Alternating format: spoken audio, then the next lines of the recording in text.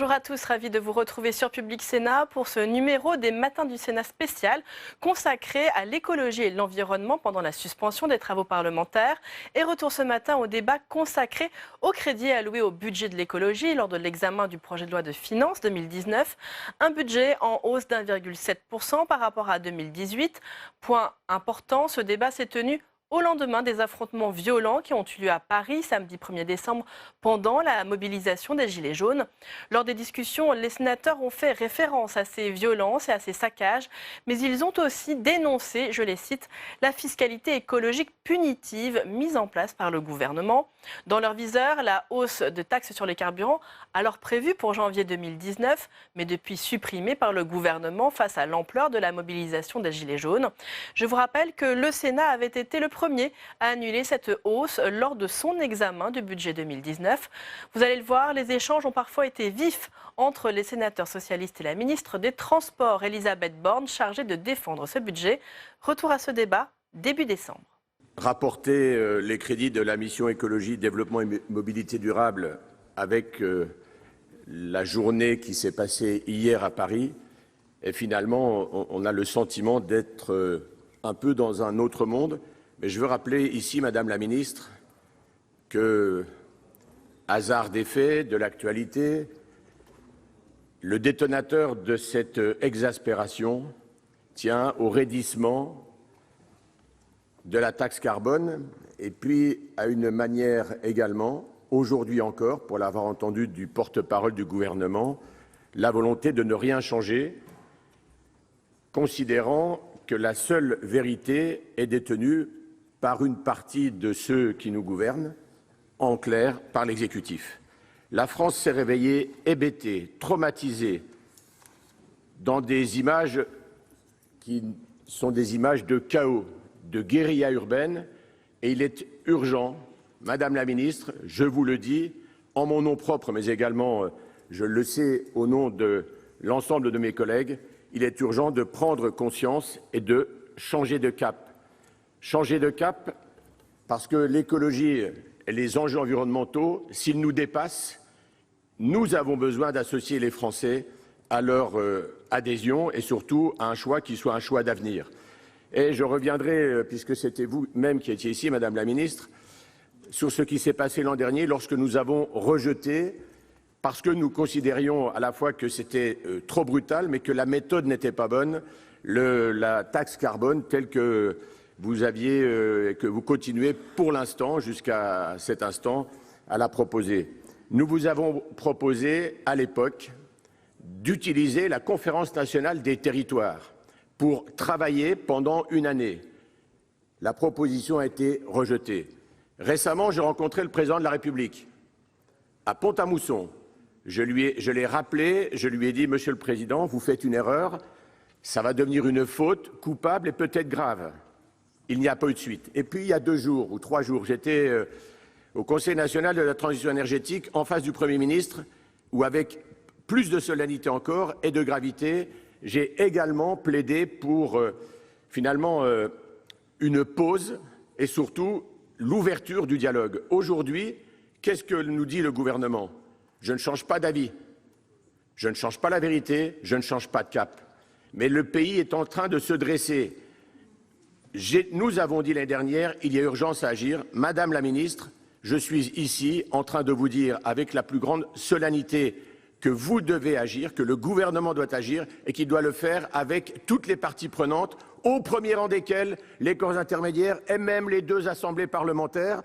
Comme l'exécutif, nous bénéficions du suffrage universel pour l'Assemblée nationale et du suffrage des grands élus qui ont choisi d'apporter 3 mois après le nouveau gouvernement et la nouvelle Assemblée nationale, une assemblée ici au Sénat qui est je dirais, d'un panorama politique différent. Eh bien, je crois que la responsabilité aujourd'hui du gouvernement, c'est évidemment d'en tenir compte. Alors, dernier élément pour qu'il n'y ait absolument aucune méprise, je m'associe à ce qui a été dit par nos collègues. Aujourd'hui, nous devons, avec le gouvernement et avec les forces de l'ordre, tout faire pour pacifier la situation. Rien n'autorise, rien jamais n'autorise de telles violences. Mais Madame la Ministre, je le redis une dernière fois, il est aujourd'hui indispensable de répondre à la colère qui continue de se déployer. C'était Paris hier, dans nos provinces, dans nos villes et dans nos campagnes. La colère est là parce qu'il y a une incompréhension, parce que finalement, il y a une espèce de position dure et aveugle. Ça ne m'empêche pas, Madame la Ministre, de revenir malheureusement très rapidement sur les enjeux budgétaires. Nous aurons l'occasion d'ailleurs d'y revenir, qu'ils concernent d'ailleurs la différence entre les intentions et les actes. Ça a été vrai pour le plan climat qui est très en deçà, le plan climat, de ce qui avait été imaginé et même proposé par le ministre d'État de l'époque, Nicolas Hulot. Finalement, c'est encore un décalage entre les actes et les intentions, et ça révèle finalement l'échec des politiques menées. Concernant les différents opérateurs et les enjeux qui sont devant nous, eh bien évidemment, les agences de l'eau, au plus près du territoire, restent sous contrainte dans un contexte pourtant d'extension de leur mission. Les agences de l'eau, elles sont aujourd'hui confrontées à un effet de ciseau important entre la diminution de leurs moyens et l'élargissement de leur mission, ce qui les conduira inévitablement à resserrer leur budget d'intervention et donc à provoquer des frustrations, des désaccords et parfois de la colère avec leurs mandants, c'est-à-dire notamment les communes. Concernant l'ADEME, dont le financement a été entièrement rebudgétisé en 2018, on passe de 603 millions contre 609 en 2018. Là encore, la baisse est contradictoire puisqu'il est demandé à l'ADEME de faire plus, et notamment dans le cadre du développement de la chaleur renouvelable et de la politique de prévention des déchets, avec moins de moyens. Sur les charges de service public de l'énergie, qui sont retracées dans le programme 345, service public de l'énergie et compte d'affectation spéciale transition énergétique, là on est finalement devant le révélateur, devant le miroir des insuffisances que l'État consacre après avoir beaucoup prélevé de contributions au nom de l'écologie et le faible retour en termes de participation. Il me revient, Madame la Ministre, de vous dire que nous rejetterons dans l'ensemble les crédits de la mission et nous aurons l'occasion, avec les différents rapporteurs, casse par casse, de vous confirmer à la fois les acceptations, mais également les désaccords. Vous le sentez, Madame la Ministre, finalement, j'ai voulu vous dire aujourd'hui ce que, en tant que rapporteur, mais également, comme beaucoup, je le sais, sensible aux enjeux sociétaux, environnementaux, écologiques, et alors que s'ouvre aujourd'hui la COP24 à Katowice en Pologne, la frustration, la déception et la part de colère qui est la mienne devant l'attitude très fermée du gouvernement. J'espère qu'à la fin de cette matinée, les choses auront commencé à se réchauffer, non pas pour le climat, mais pour le climat politique, parce que, au-delà de notre débat d'aujourd'hui, c'est aussi l'avenir de notre pays qui se joue. Merci. Merci, monsieur le rapporteur. La parole est à madame Fabienne Keller, rapporteure spéciale de la Commission des finances pour les programmes infrastructures et services de transport, affaires maritimes, pour 7 minutes. Monsieur le Président, Madame la Ministre, chers collègues, à mon tour, je voudrais dire quelques mots sur l'actualité dramatique que nous vivons depuis maintenant plusieurs semaines et tout particulièrement depuis hier.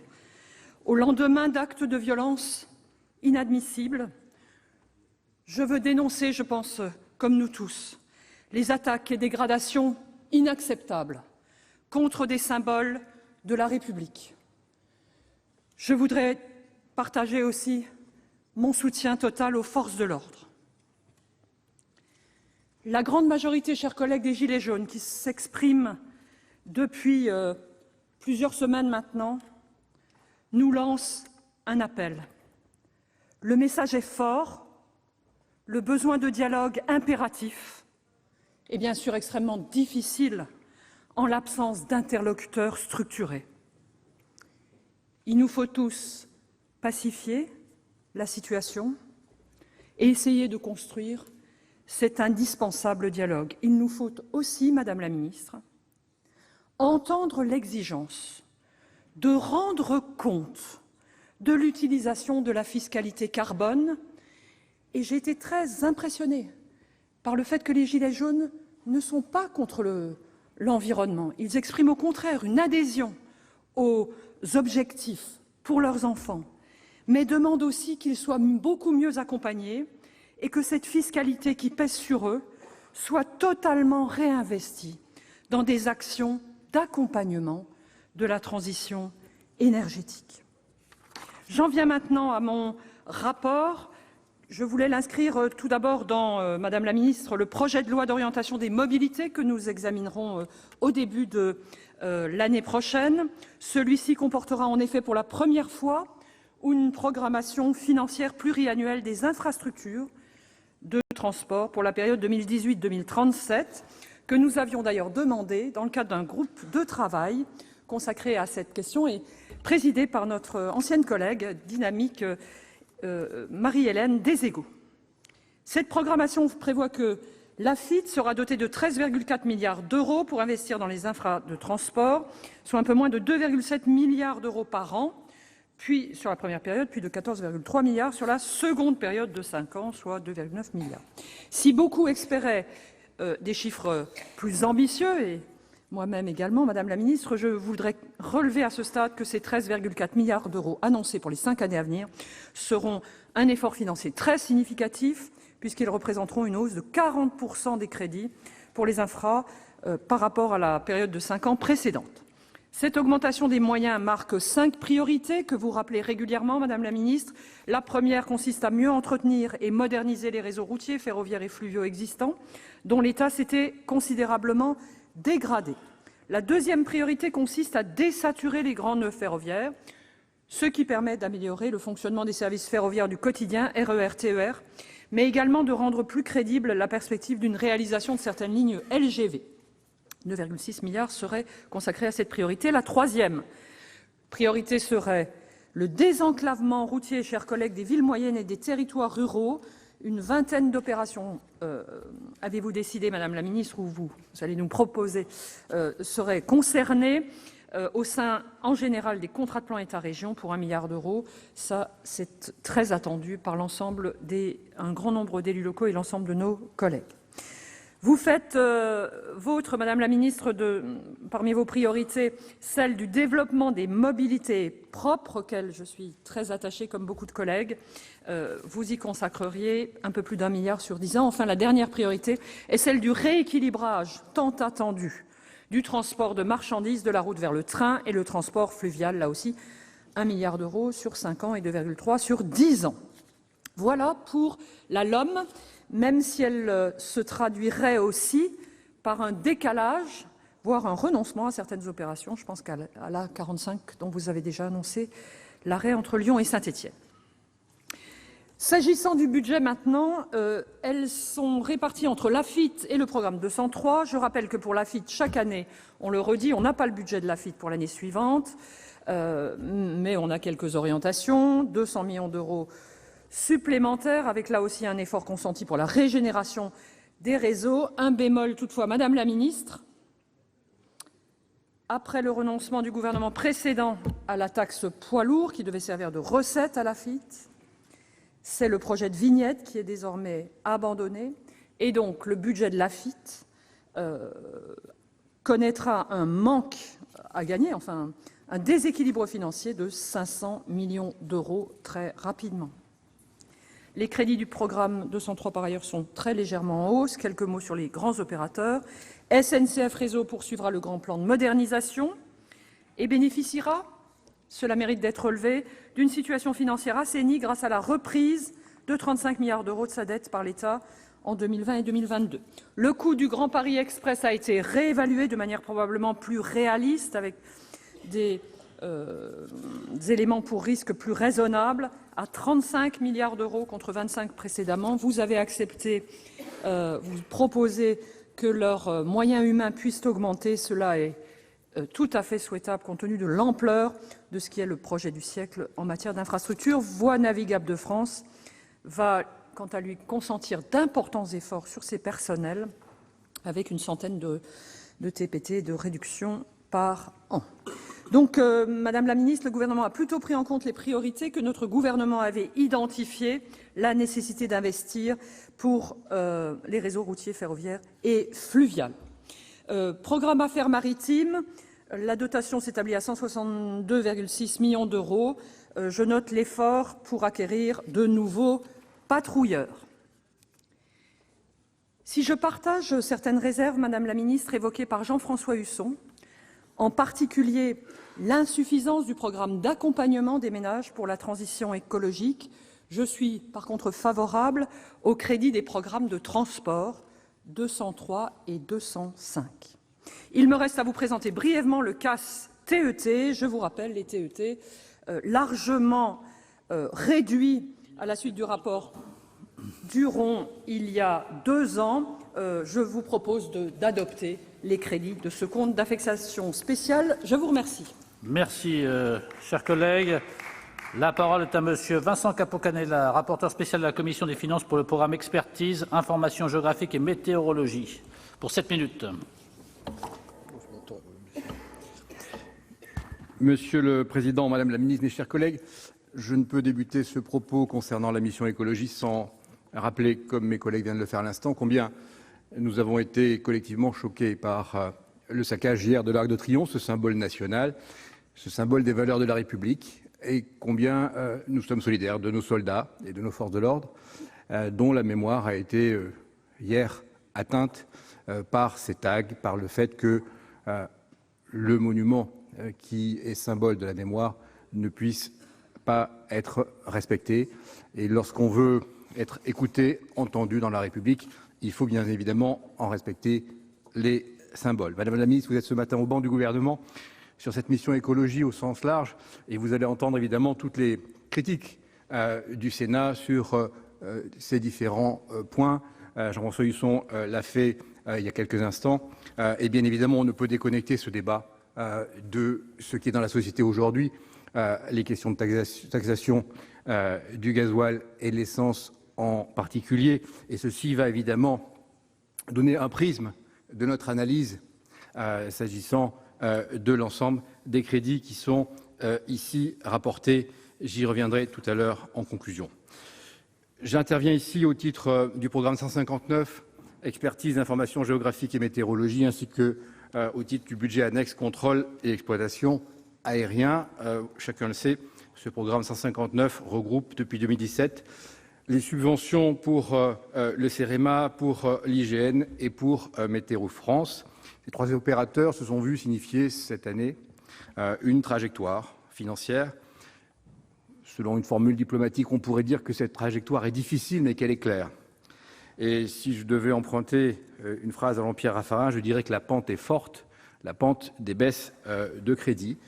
Mais après avoir entendu les dirigeants de ces organismes, j'entends aussi que mieux vaut savoir quelle est la trajectoire sur 5 ans, plutôt que de continuer à découvrir comme avant, au fil des orientations données avant un conseil d'administration, puis du projet de loi de finances, puis de la loi de finances initiale, puis du gel, puis du surgel.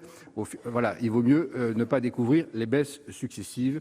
Et vous avez donné une trajectoire enfin claire, dirais-je, difficile. Je veux saluer l'ensemble des personnels et des dirigeants de ces organismes qui ont la mission particulièrement ingrate de mettre en musique ces perspectives financières assez raides.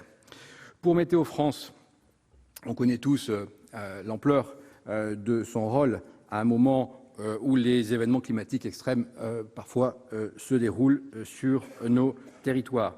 La charge pour service public portée par le programme 159 va diminuer en 2019 pour se situer à 183,8 millions. Dans le même temps, ses effectifs baisseront de 94 équivalents temps plein travaillés, un mouvement qui va se poursuivre durant les 5 ans à venir. Quand je disais que la pente est raide, ça s'illustre par ce chiffre. Les ajustements vont être rendus possibles par une centralisation des activités à la météopole de Toulouse. Et je voudrais simplement insister, ce sera mon message, sur l'enjeu du supercalculateur, le programme d'investissement. On sait que ce supercalculateur coûtera 144 millions d'euros et l'État versera 26,4 millions d'euros pour le supercalculateur au lieu des 34,4 qui étaient espérés. Sur cette somme, 5 millions sont prévus dans le projet de loi de finances pour 2019. Quand 10 millions d'euros étaient attendus, la secrétaire d'État que j'ai interrogée en commission des finances nous a rappelé qu'un prélèvement pouvait être opéré sur le fonds de roulement. Je voudrais tout de même alerter pour dire que ce fonds de roulement va passer de 33 millions en 2018 à 12 millions en 2022. On peut demander à Météo France un effort sur le fonctionnement, mais on ne doit plus sacrifier l'investissement. Cet enjeu est majeur. Madame la ministre, je souhaiterais que vous puissiez prendre un engagement clair sur ce point. La pente est rude, là, je dis, pour Météo France, elle est tout autant pour l'IGN, l'Institut national de l'information géographique et forestière, qui verra sa subvention pour charges de service public diminuer en 2018 à 91,7 millions d'euros et ses effectifs perdent 63 équivalents temps plein.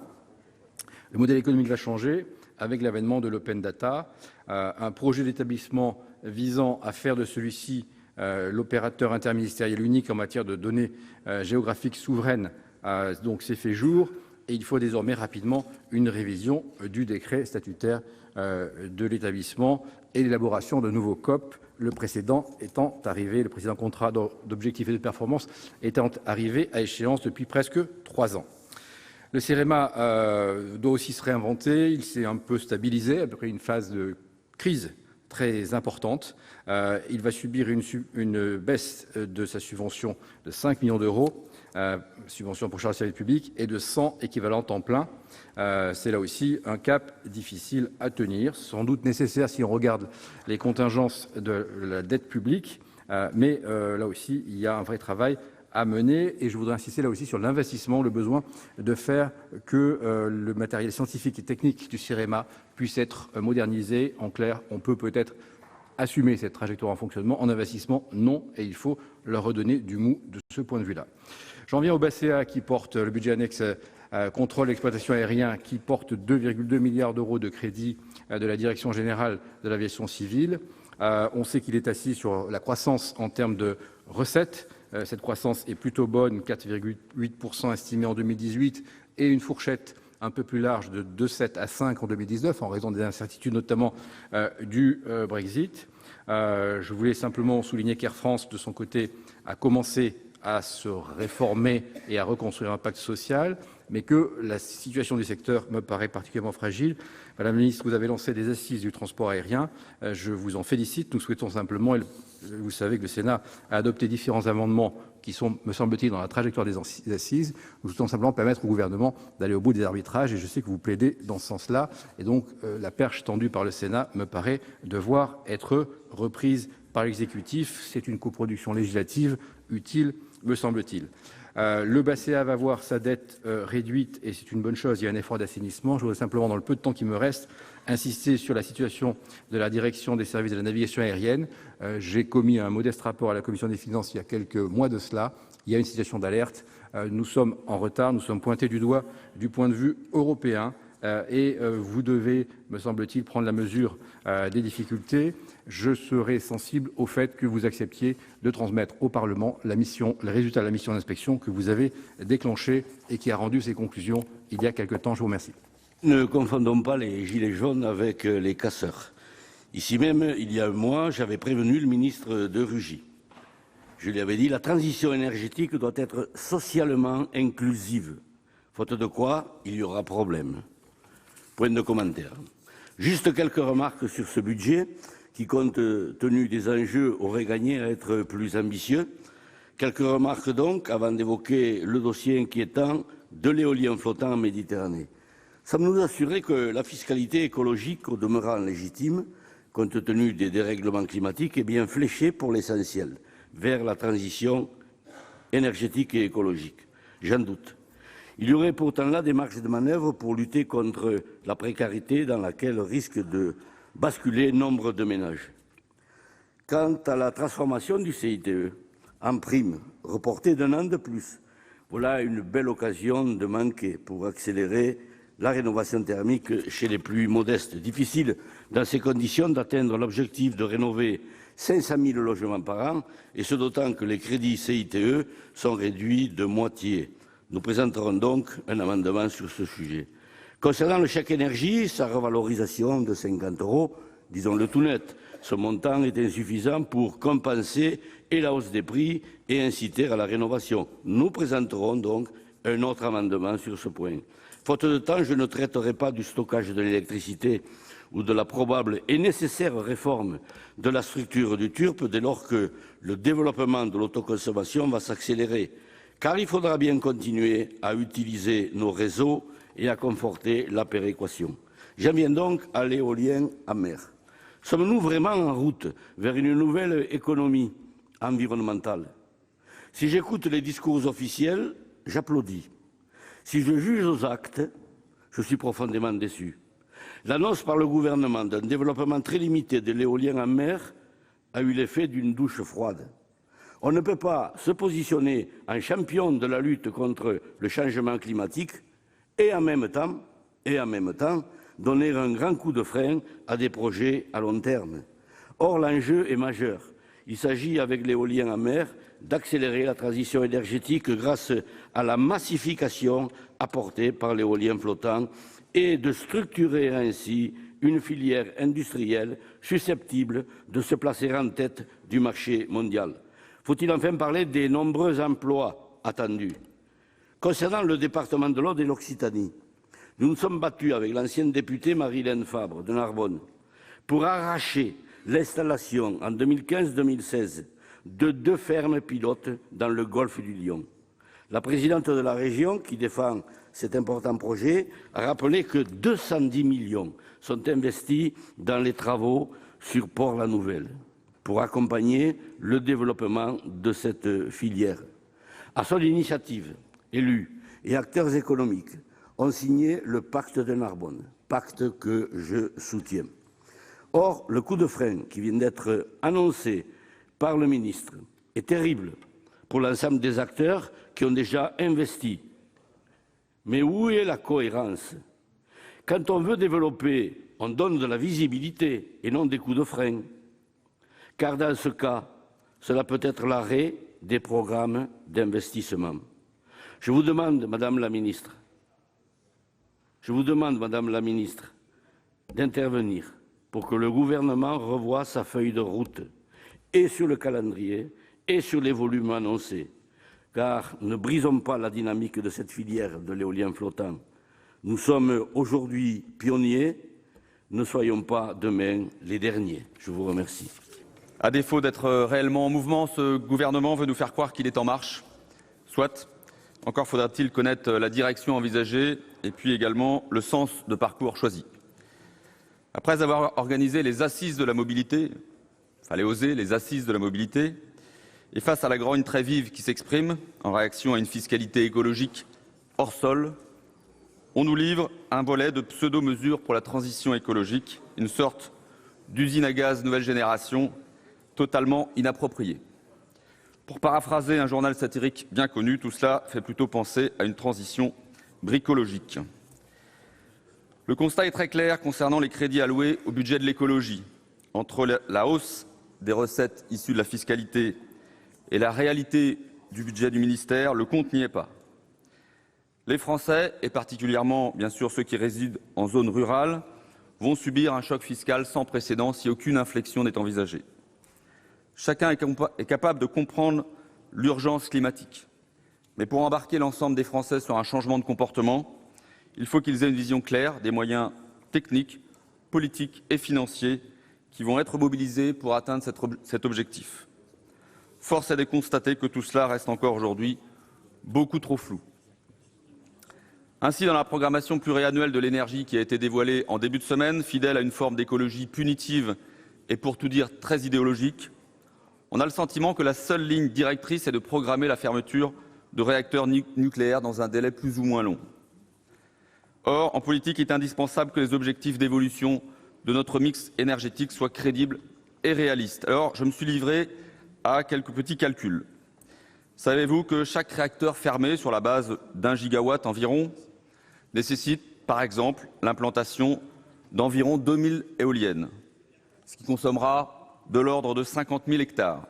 À titre de comparaison, j'aurais voulu le faire auprès du ministre de la Transition écologique, il faudrait 30 sites équivalents à celui de Notre-Dame-des-Landes pour accueillir ces éoliennes. Voilà de quoi, à n'en pas douter, susciter bien des velléités. De plus, comme en termes de fiscalité, l'acceptabilité citoyenne de ce genre de projet doit être prise en compte et anticipée. Je n'ai rien entendu non plus de très volontariste concernant la filière hydrogène, pour laquelle les 100 millions d'euros annoncés par Nicolas Hulot précédemment semblent bien modestes compte tenu des enjeux, y compris à l'échelle européenne. Avons-nous réellement l'intention d'accélérer dans ce domaine ou bien d'attendre, si j'ose dire, et de laisser passer les trains? J'en viens maintenant à la loi d'orientation des mobilités qui a aussi été présentée en début de semaine. La dépendance à la voiture individuelle est aujourd'hui incontournable. L'enjeu des prochaines années est bien que les nouvelles mobilités ne soient pas des mobilités à plusieurs vitesses, laissant sur le bord du chemin une part importante de la population et des territoires, notamment les plus ruraux. Le projet de loi prévoit un élargissement des compétences territoriales. Je m'interroge sur les moyens qui seront mis en place pour les accompagner. En matière d'infrastructures, par exemple, la question se pose pour les départements qui connaissent déjà des difficultés financières importantes et dont on ne connaît pas l'avenir des recettes fiscales.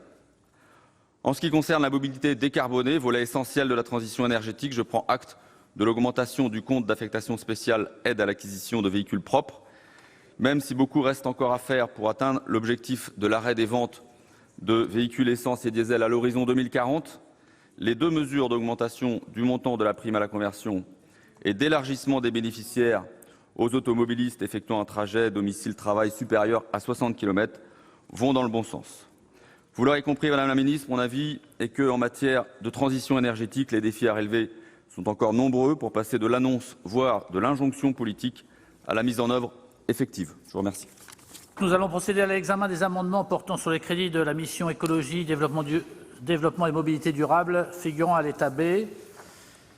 Donc, dans ces crédits, donc à l'article 39 sur l'état B, il y a un premier amendement 442. Madame la Ministre, c'est l'amendement du gouvernement.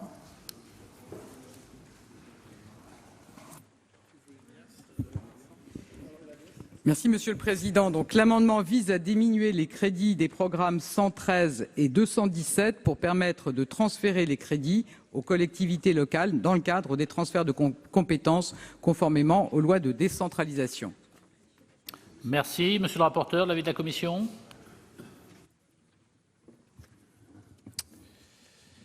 Alors, sur le programme 113, le gouvernement propose une minoration de 30 000 € des autorisations d'engagement et crédits de paiement au titre du transfert au département de la propriété du domaine public fluvial. Sur le 271, il minore de 136 000 sur le programme 324, sur le programme 217, des ajustements, Madame la Ministre, vous en conviendrez, mineurs, qui tiennent compte, je cite, des données nouvelles dont le gouvernement ne disposait pas au moment du dépôt du projet de loi de finances. C'est vrai que la somme est considérable rapportée à l'ensemble des crédits de la mission. Donc, avis de sagesse. Donc, je mets aux voix l'amendement 442 du gouvernement avec un avis de sagesse de la commission. Qui est pour? Qui est contre? Qui s'abstient? Il est adopté. Nous allons entamer la discussion de 7 amendements en discussion commune. Ces amendements traitent de thématiques très variées, mes chers collègues. Donc, ils ont cependant été mis en discussion commune, car 6 d'entre eux prélèvent des crédits sur l'action numéro 3 du programme 217, conduite et pilotage des politiques de l'écologie, du développement et de la mobilité durable. Cette action ne comprend que 67,7 millions d'euros en autorisation d'engagement. Or, l'adoption cumulée de ces amendements conduirait à les prélever d'une somme très supérieure. En conséquence, en cas d'adoption d'amendements prélevant sur cette action, les amendements qui conduiraient à dépasser cette somme tomberaient.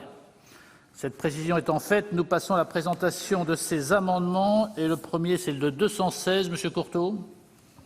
Merci, Monsieur le Président. Oui, nous considérons que, avec le groupe socialiste, que la fiscalité écologique ne doit pas être socialement punitive et que les efforts en faveur de la transition écologique doivent être équitablement répartis. Il faut notamment veiller à accompagner les populations les plus fragiles, celles notamment qui sont en situation de précarité, au risque d'y basculer du fait de l'accroissement du poids des dépenses énergétiques contraintes, comme le chauffage ou les carburants. La fiscalité écologique ne peut donc être pensée indépendamment de mesures conséquentes d'accompagnement pour ces populations. Or, Comme le souligne dans son dernier rapport annuel le médiateur national de l'énergie, près de 6 millions de personnes ont des difficultés à payer leurs factures d'électricité, de gaz ou de fioul. Et 7,4 millions de personnes vivent dans des passoires énergétiques. Et de souligner encore qu'en 2017, un tiers des ménages ont réduit leur consommation de chauffage pour ne pas payer une facture trop importante. Les ménages en précarité consacrent toujours, selon le rapport du médiateur national de l'énergie, en moyenne 1 925 € par an en énergie contre 1 584 par an pour la moyenne nationale. Selon l'OFCE, la fiscalité carbone est 4 fois plus importante pour les 10% des ménages les plus précaires que pour les ménages les plus aisés, représentant respectivement 1,8 et 0,4% de leurs revenus. Or, force est de souligner que le montant du chèque énergie, de l'ordre de 150 € en moyenne par an, est complètement déconnecté de la trajectoire carbone rehaussée par ce gouvernement. Le gouvernement a proposé dans le PLF 2019 d'augmenter la valeur du chèque énergie de 50 €. Cette augmentation est largement insuffisante selon nous face au risque d'une augmentation massive de la précarité énergétique dans le contexte actuel. Les populations fragiles sont les premières victimes de l'alourdissement des dépenses énergétiques contraintes liées à l'augmentation de la fiscalité carbone sur fond qui plus est d'augmentation du prix du pétrole. Pour toutes ces raisons, les auteurs de l'amendement souhaitent revaloriser le montant moyen du chèque énergie à 600 € afin que ce chèque puisse non seulement permettre aux ménages de vivre dignement sans renoncer par exemple à se chauffer, mais permettre aussi, le cas échéant, de répondre aux enjeux de la transition énergétique.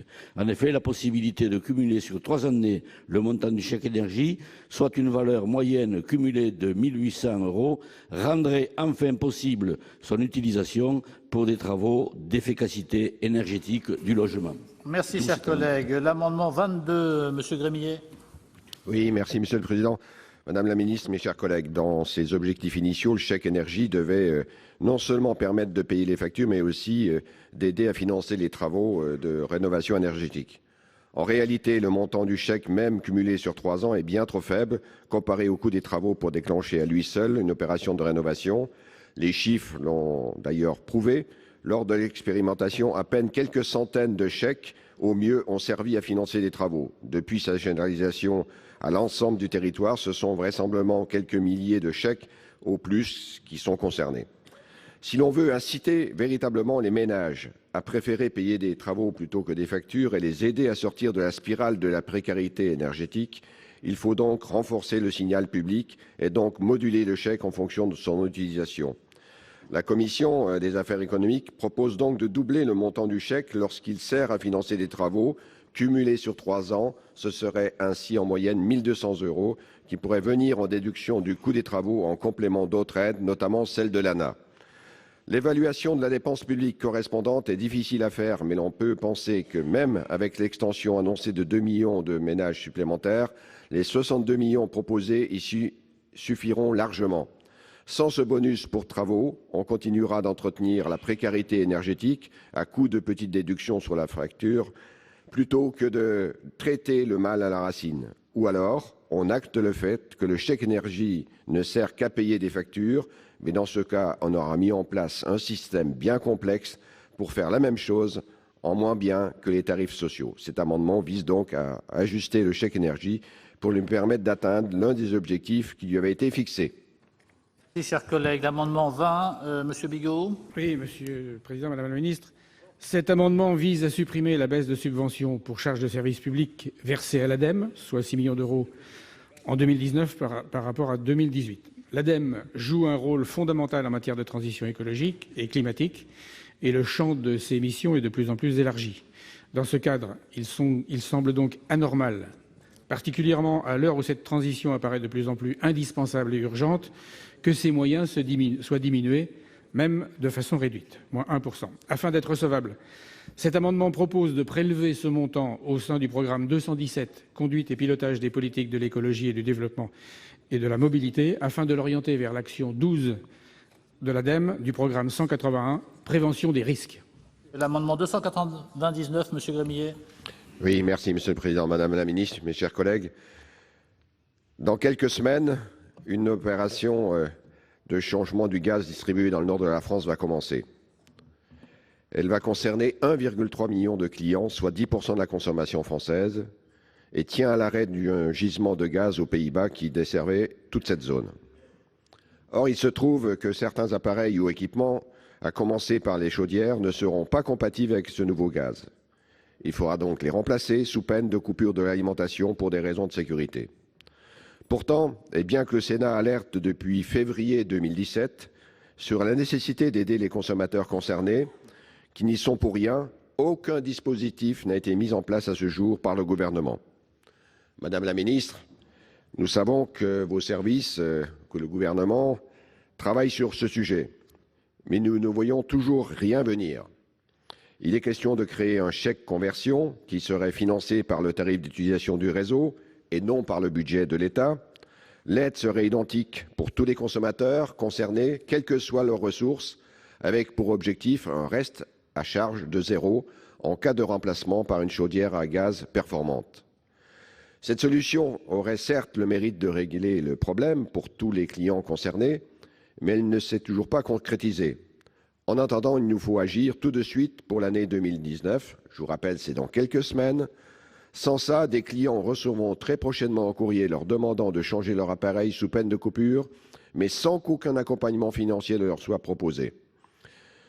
Madame la ministre, je sais que GRDF vous a encore alerté il y a quelques jours sur l'urgence et sur la sensibilité de la situation, mais nous ne pouvons plus reculer. En attendant la mise en place du chèque conversion, la mission des affaires économiques propose donc des crédits qui permettront de financer les premières aides. J'invite donc chacun d'entre nous à bien mesurer la situation. Dans très peu de temps, des consommateurs risquent d'être privés de gaz.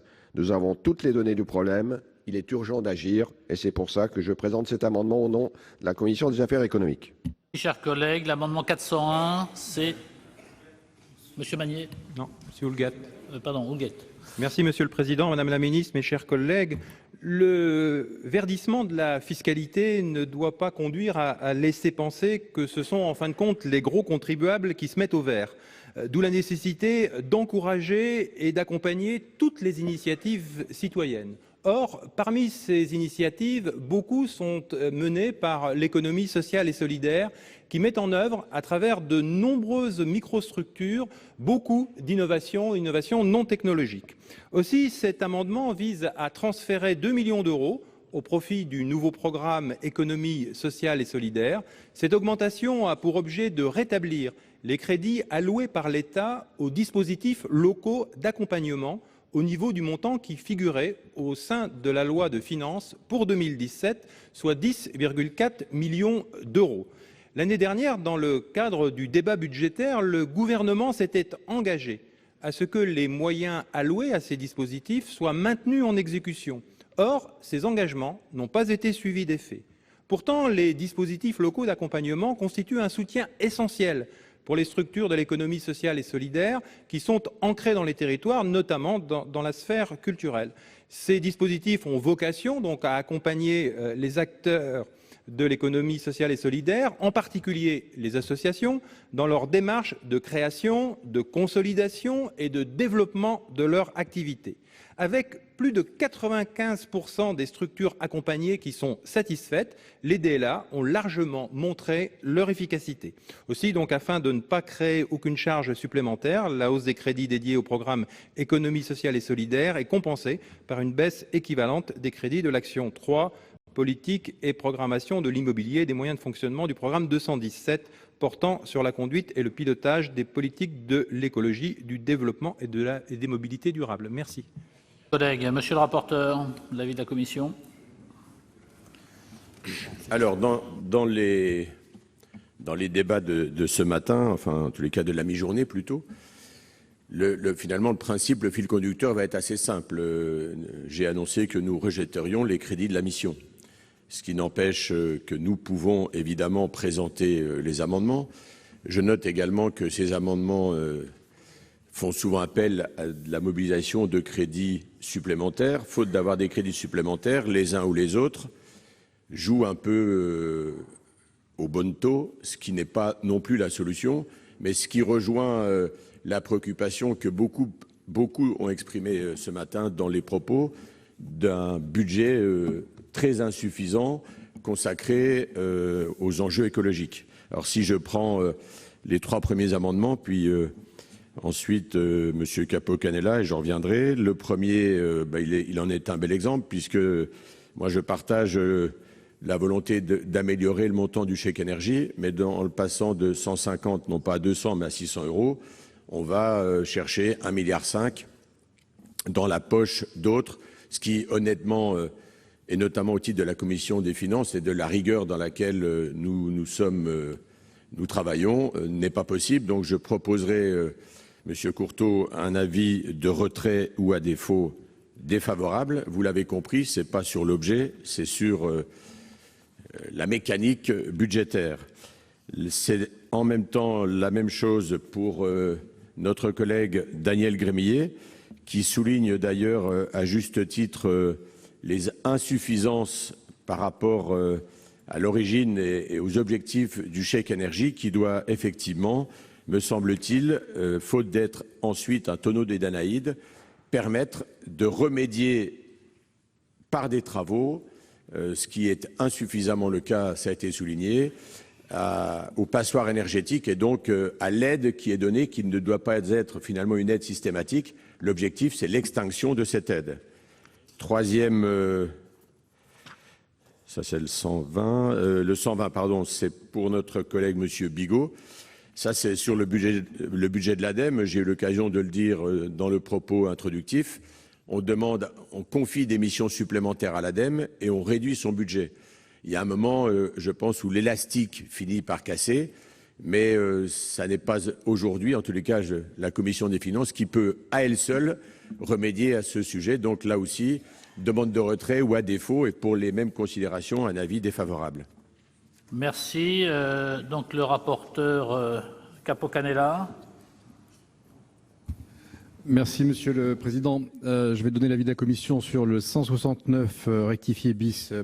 D'abord, il s'agit d'un amendement qui vise à augmenter de 5 millions d'euros les crédits de Météo France. Alors je peux comprendre l'intention puisque la baisse est de 5 millions d'euros et vous visez en quelque sorte la stabilité. Cela dit, j'ai été amené tout à l'heure à rappeler que mon analyse est que, pour une fois, si j'ose dire, il a été donné à Météo France une trajectoire claire sur 5 ans. Et c'était ce qui faisait défaut jusque-là, c'est-à-dire qu'en fait, il y avait un exercice un peu scabreux qui était que on disait au conseil d'administration, voilà votre perspective, et ensuite on regardait ce qui était dans le PLF, puis on voyait ce qui était voté en loi de finances initiale définitivement, et ensuite on avait un gel et un surgel. Bon, là, il y a une perspective qui est raide, je l'ai dit tout à l'heure, qui est difficile, mais qui permet à l'établissement de s'adapter, et après tout, on leur laisse la capacité maintenant de gérer cette difficulté qui est réelle. Donc, je veux quand même saluer, tout en déplorant la baisse, saluer le fait que le gouvernement ait enfin donné une perspective claire à cet établissement. Rappelez aussi que la ministre a donné tout à l'heure un demi-engagement sur l'investissement qui me paraît la question centrale. On peut discuter sur le fonctionnement, mais il s'agit maintenant de faire que le supercalculateur voit le jour. Donc je suis dans la logique définie tout à l'heure mon collègue Jean-François Husson, qui est de dire que nous allons vous proposer le rejet des crédits globalement. Donc nous ne souhaitons pas accepter ces amendements et je suis sur une logique de retrait ou à défaut un avis défavorable. Je veux enfin dire que j'ai eu l'occasion de me déplacer au siège de Météo France, de rencontrer les équipes, et je dois dire qu'il y a effectivement une mobilisation de chacun, une compréhension des objectifs difficiles qui leur sont donnés, la volonté de renforcer le Météopole de Toulouse, certes une logique de centralisation sur cet établissement-là, mais en tout cas la capacité, avec l'investissement, avec les progrès informatiques, de modéliser et de remplir la mission dans un sens différent. Donc retrait ou à défaut défavorable. Sur l'amendement 118, qui est le suivant, si je me trompe, il concerne le CEREMA. Vous avez rappelé à juste titre l'importance de cet établissement et l'ensemble des missions qui sont faites, remplies en termes d'expertise, et puis de plus en plus, en tout cas c'est souhaité, en direction des collectivités. Il y a une transition qui est en cours au CEREMA, et je veux dire que l'année dernière, mon inquiétude était très forte, parce que j'avais rencontré le directeur général 3 jours avant qu'il ne démissionne. C'était pas simple. Voilà. Donc on est maintenant dans une perspective qui me paraît meilleure, pour le CEREMA. La crise de gouvernance est en partie derrière nous, la crise de direction en tout cas est jugulée. Il y a un travail social important d'écoute des différentes entités locales et de remobilisation. Là-dessus, je suis aussi sur une logique de retrait. Je pense qu'il faut permettre maintenant au CEREMA de continuer le travail qui a été engagé sur ce point, et de travailler aussi avec la future Agence nationale de cohésion des territoires. Donc évidemment, on aurait pu souhaiter peut-être enlever dans un bout de la mission pour satisfaire le CEREMA, mais mon collègue Husson a employé le mot bonneteau que je reprends volontiers à mon compte. Donc retrait ou défavorable. Merci, chers collègues. Donc, dans le bal des rapporteurs, Madame Keller.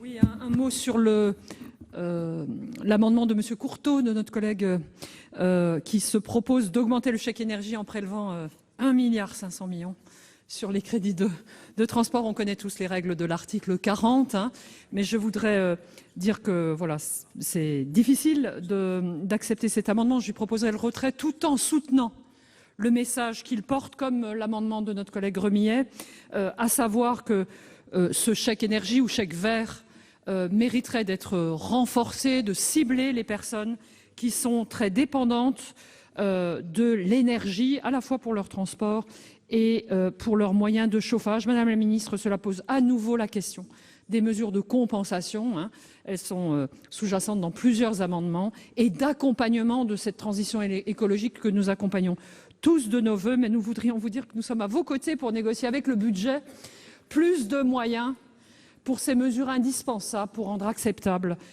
cette transition écologique. Je vous remercie. Merci. Alors, sur les deux derniers amendements en discussion commune, c'est M. Husson. Non, il y en a.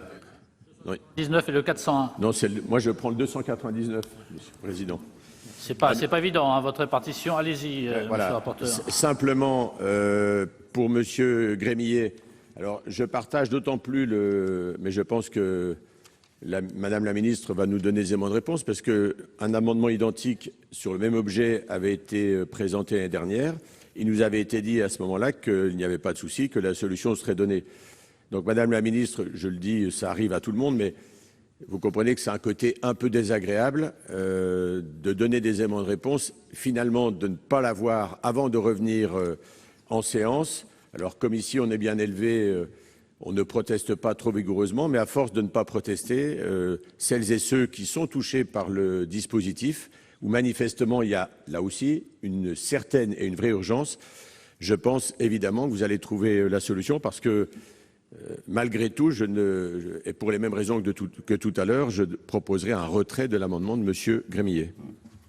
Et alors, M. Capo-Canellas. Merci, Monsieur le Président. Avis de la Commission sur le 401. Le 401 vise à attribuer 2 millions d'euros supplémentaires au programme économie sociale et solidaire. Alors la petite difficulté, mais vous me direz que c'est le propre de la LOLF, c'est que ça reviendrait à enlever, pour équilibrer, 2 millions d'euros au programme conduite et pilotage des politiques de l'écologie, du développement et de la mobilité durable. Alors c'est vrai que c'est toute la difficulté, on est en faire des choix qui sont forcément des crève-cœurs, mais on enlève un bout de la mission pour redonner à l'autre bout. Donc j'ai du mal à pouvoir émettre autre chose qu'un avis de retrait ou à défaut défavorable. Je voulais simplement indiquer qu'évidemment les DLA ont été créés en 2002 par l'État, la Caisse des dépôts, et puis ils sont soutenus aussi par le Fonds social européen et par le mouvement associatif.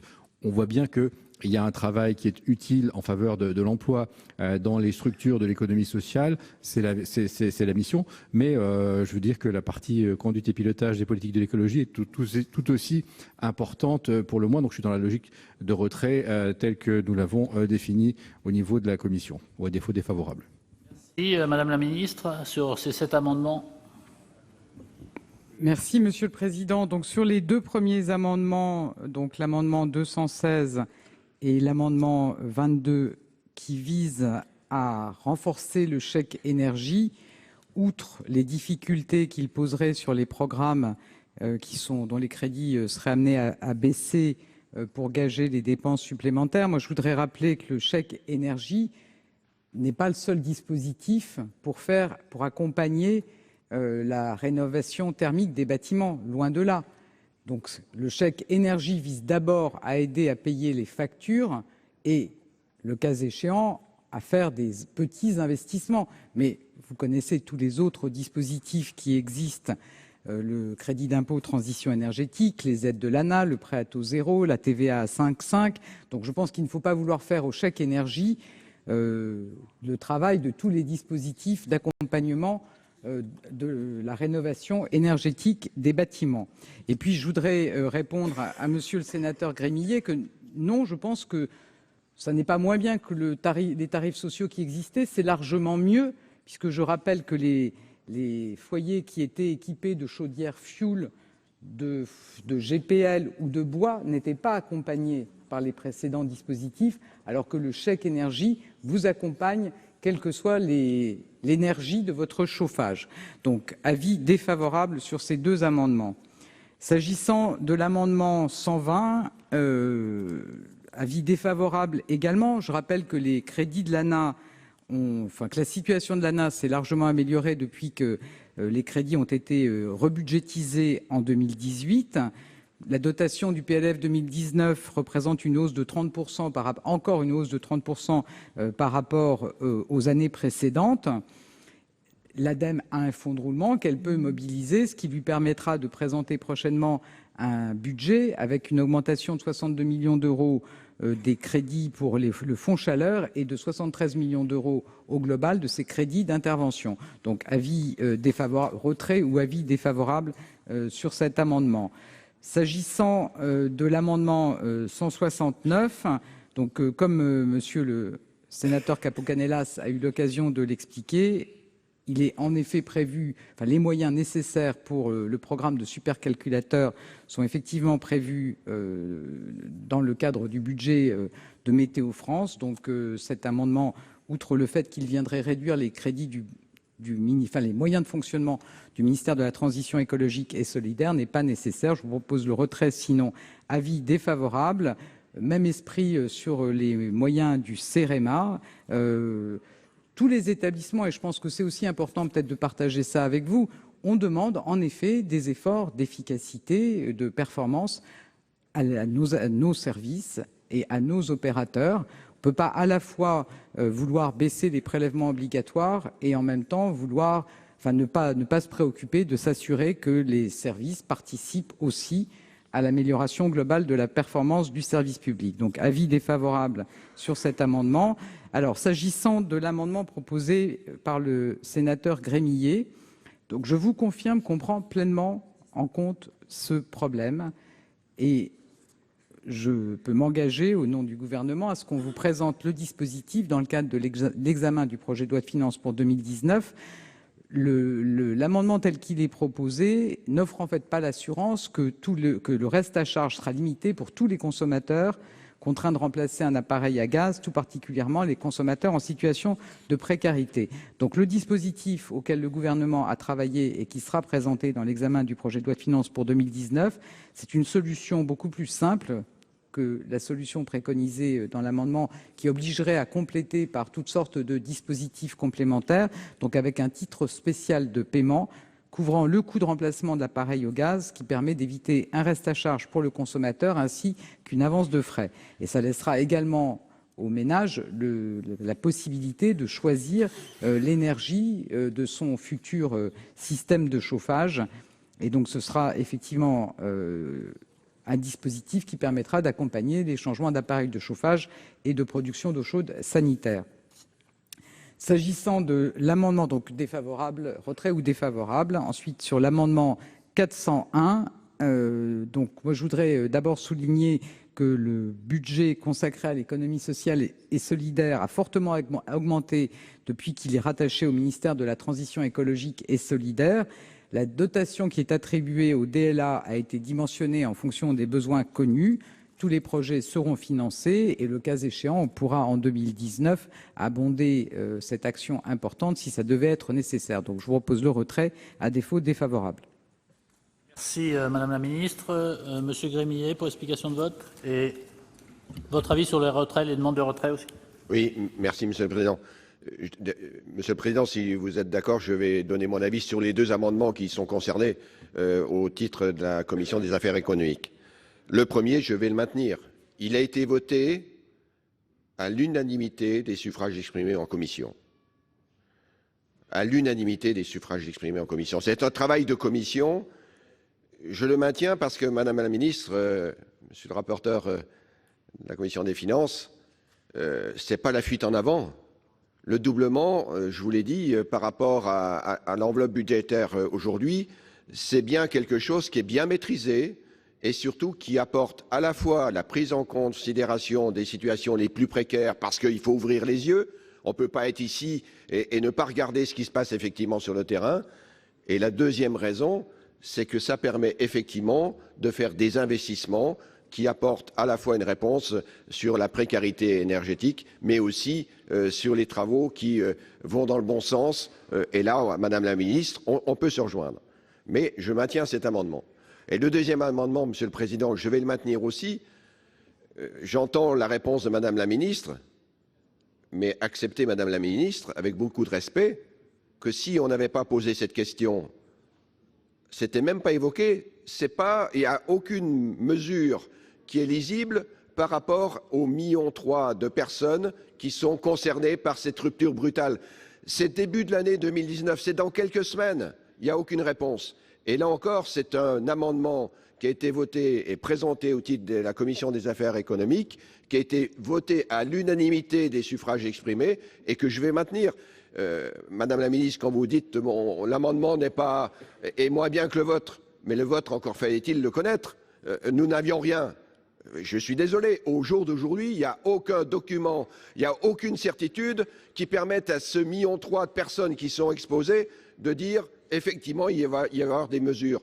Alors nous étions prêts, Madame la Ministre, à travailler avec vous pour l'améliorer, mais accepter de reconnaître qu'au moins que le travail du Sénat, c'est de dire oui, il y a un problème, oui, il faut apporter des réponses et surtout, il faut que ces réponses soient dans le budget 2019. Donc je maintiens les deux amendements. Merci, chers collègues. La parole est à Monsieur Jacquin pour explication de vote. Sur l'amendement de mon collègue Courteau, le numéro 216, je vous ai entendu, Madame la Ministre, nous dire qu'il convenait d'augmenter la fiscalité de ceux qui polluaient. Je partage cet argument. Il convient de rendre plus cher ce qui pollue par rapport à ce qui est propre, mais dans le même temps, il est indispensable pour les plus fragiles d'apporter un soutien conséquent, sinon on les assassine. Mon collègue a précisé que les ménages précaires avaient en moyenne plus de dépenses d'énergie que la moyenne des ménages français. Je reprends son chiffre, c'est 1 925 € en moyenne pour des gens qui ont des revenus inférieurs à 800 € par mois par rapport aux ménages moyens français qui dépensent en énergie 1 584 €. Donc ces gens ne voient pas la fin du mois et il convient de les aider de manière substantielle. Et ce chiffre de 600 €, d'où vient-il? D'une audition, notamment de la fondation de la FNH, qui nous a dit que l'impact réel de l'augmentation du coût de l'énergie pour les ménages les plus fragiles, si on voulait le compenser, eh bien c'est cette somme qu'il faut apporter. Et donc ce n'est pas un chiffre qui vient comme ça en claquant dans les doigts pour dire 3 fois plus que la proposition du gouvernement. Il est réfléchi. Et dernière chose, vous savez bien qu'on est coincé avec ce fameux article 40. Alors, on laisse entendre qu'on veut baisser d'autres budgets. Nous ne sommes pas inconséquents, on n'a pas d'autre choix lorsqu'on veut exprimer une idée que de trouver des économies, même dans des endroits qui nous sont chers par ailleurs. Et le 1,5 milliard que demanderait cette mesure pourrait peut-être être optimisée en imaginant un dispositif dégressif, mais on maintient cette idée de l'accompagnement des plus fragiles. Et il nous semble qu'il y a tout de même de l'argent. Vous avez dit dans votre propos qu'on augmentait la fiscalité sur ce qui polluait et qu'elle baissait dans d'autres domaines. Nous n'oublions pas vos choix fiscaux de début de mandat qui ont fait des baisses très importantes pour certains Français. Sur la demande de retrait, il est maintenu sur cet amendement? Oui, il est maintenu. Donc, Madame Préville, pour explication de vote. Merci, Monsieur le Président, Madame la Ministre, mes chers collègues. La précarité énergétique est une dure réalité.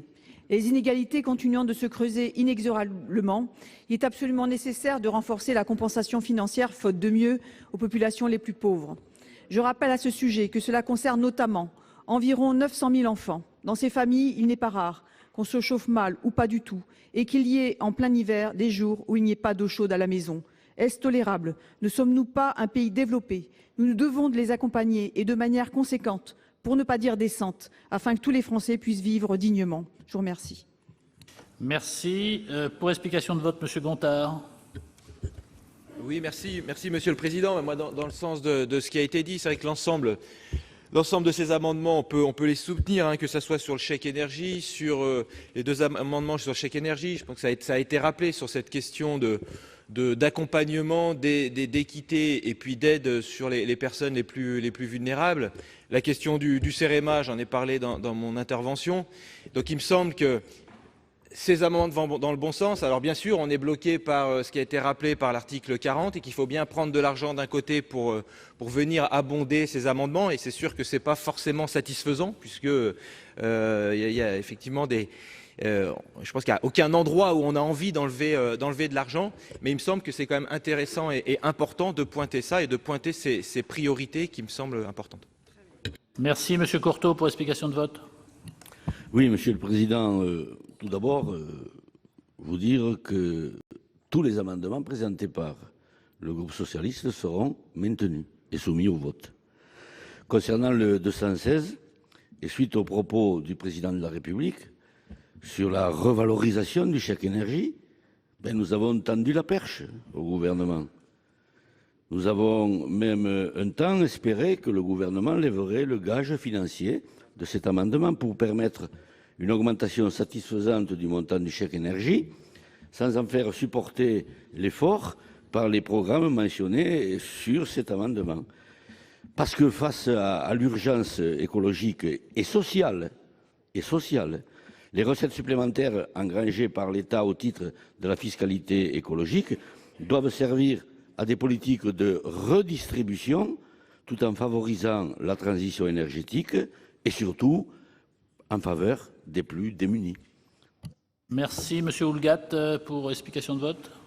Oui, merci Monsieur le Président, Madame la Ministre, chers collègues. On parle de transition écologique et solidaire. Et dans l'esprit de la LOLF, eh bien, c'est aussi de voir quelle est l'efficience des moyens que nous mettons en œuvre et quels sont les indicateurs de performance. Et moi, je suis persuadé au lendemain du 1er décembre, vous savez, Lacan disait il y a le réel, le symbolique et l'imaginaire. Et le réel, c'est quand on se casse la tête. Et j'ai l'impression qu'on est en train de se cogner la tête contre les murs en ce moment. Et si on n'offre pas une mesure forte qui soit symbolique, qui soit véritablement la prise en compte de la situation dans laquelle nous sommes aujourd'hui, eh bien, nous risquons malheureusement de continuer à être dans l'incompréhension. Et dès lors qu'il y a de l'incompréhension, on ouvre un interstice, pour ne pas dire un fossé, pour que la violence puisse s'installer. Donc, faisons preuve aujourd'hui de sérénité.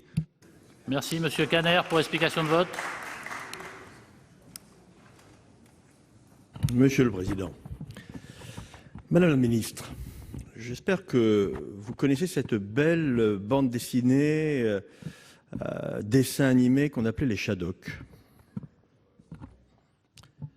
Vous taxez, vous taxez, vous taxez, et vous compensez, vous compensez, vous compensez.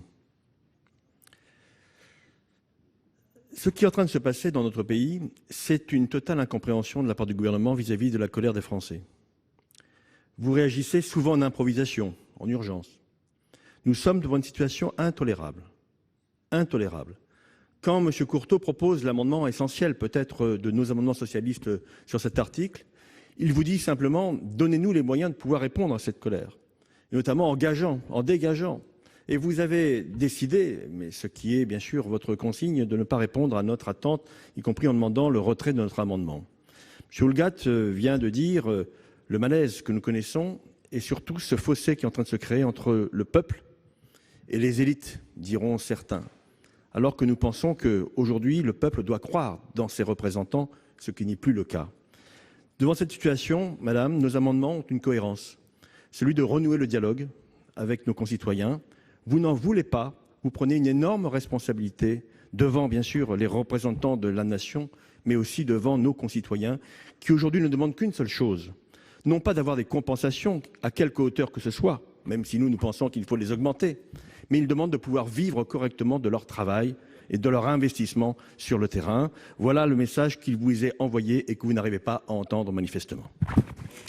Merci. Merci, chers collègues. Madame la ministre. Attendez, excusez-moi, Madame la ministre. Il y a le président Moret pour explication de vote. Oui, merci, Monsieur le Président.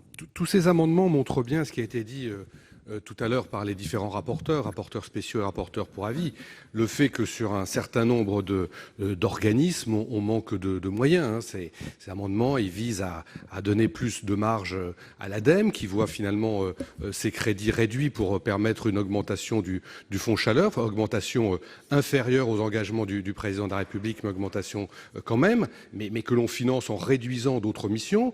Et je vois dans mon département où on a une agence locale énergie-climat, elle va sans doute devoir fermer parce que l'ADEME ne peut plus subvenir à ses besoins. Les crédits sur Météo France, tout ça, ça a été évoqué également. Le CEREMA dont parlait Mme Préville, qui a des missions d'expertise dont on aura particulièrement besoin sur la question des ponts dont vous parliez, Madame la Ministre, en faisant référence à la mission d'information que nous menons et qui nous emmènera dans quelques heures à aller à Gênes. Donc on voit bien que sur tous ces organismes, on est très serré. Malheureusement, comme l'ont dit les rapporteurs spéciaux en répondant à ces amendements et en donnant des avis, la plupart de ces crédits supplémentaires seraient financés en retirant sur d'autres secteurs où on a aussi besoin de ces moyens. Et je pense notamment aux infrastructures ferroviaires où effectivement il y a une priorité à la régénération qui ne peut sans doute pas supporter que l'on réduise les crédits. Donc je m'abstiendrai sur la plupart de ces amendements, sauf sur les amendements de M. Grémillet, pour deux raisons.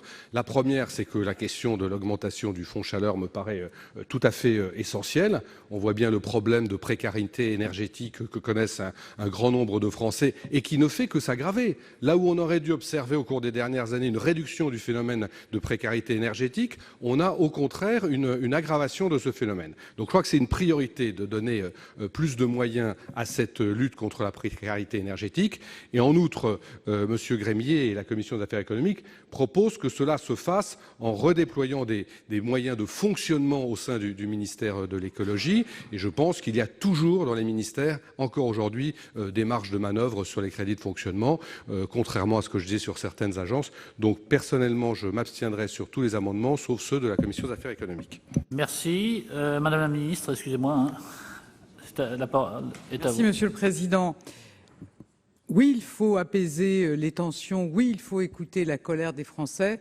Mais vous voyez, je pense que pour apaiser la colère, il faut dire la vérité aux Français. Et dire la vérité aux Français, c'est que le gouvernement n'augmente pas les prélèvements sur les ménages. En 2019, nous baissons de 4 milliards d'euros la taxe d'habitation. Nous baissons de 4 milliards d'euros les charges. Non, je vous parle de 2019, Monsieur le Président. En 2019, nous baissons de 4 milliards d'euros la taxe d'habitation. Nous baissons de 4 milliards d'euros les charges qui pèsent sur le travail. Et oui, il y a une augmentation de fiscalité sur les carburants que nous visons à accompagner pour les personnes les plus fragiles. Au global, c'est 2 milliards d'euros. C'est 6 milliards d'euros de prélèvements de moins sur les ménages. Et oui, la précarité énergétique, oui, la détresse de nos concitoyens dans des territoires abandonnés depuis des décennies, il faut en tenir compte. Mais qu'est-ce qui a été fait par le passé? La politique du tout TGV qui a abandonné des pans entiers de notre territoire avec des réseaux qui se dégradent. Qu'est-ce que vous avez fait quand vous étiez aux responsabilités? Qu'est-ce qui a été fait par le passé pour répondre, pour remettre en état les réseaux ferroviaires, routiers dans ces territoires? Qu'est-ce qui a été fait pour permettre à nos concitoyens dans ces territoires de disposer de solutions alternatives à la voiture individuelle? Nous avons mis en place des dispositifs, le chèque énergie mis en place en 2018, que nous augmentons en 2019, que nous élargissons à 2 millions de foyers de plus, la prime à la conversion. Alors peut-être ces dispositifs ne répondent pas exactement, ne répondent pas à toutes les difficultés. Mais vous voyez, je pense qu'il faut dire la vérité aux Français sur ce qui est fait et que tous ensemble, dans les territoires, on accompagne les Français pour leur apporter des bonnes réponses. Merci Madame la Ministre. Monsieur le rapporteur. Deux éléments, Monsieur le Président. D'abord, sur le chèque énergie, moi je ne vais pas renouveler, on a expliqué ce qu'il en était, mais Madame la Ministre, faut quand même, moi j'ai assisté comme vous, mardi, l'invitation du président de la République à l'Élysée. Le président de la République a dit on nous parle taxe carbone et nous on répond chèque énergie.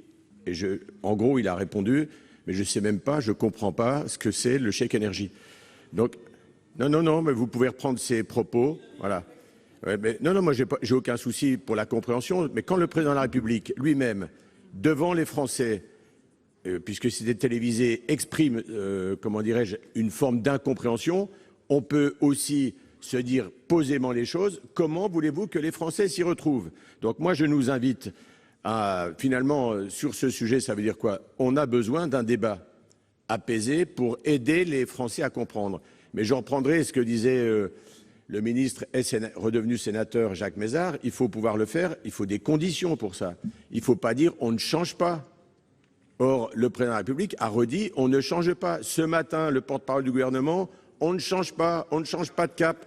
Si on ne change pas ni de cap, ni de manière de vouloir proposer de travailler avec les Français, on peut s'attendre au pire. Donc il y a vraiment urgence, je le redis, posément à agir. Madame la ministre, moi je pensais que vous alliez répondre à la question de notre collègue Daniel Gremillet sur la question des installations de gaz, parce que vous avez dit on va en parler au PLF 2019. Voilà.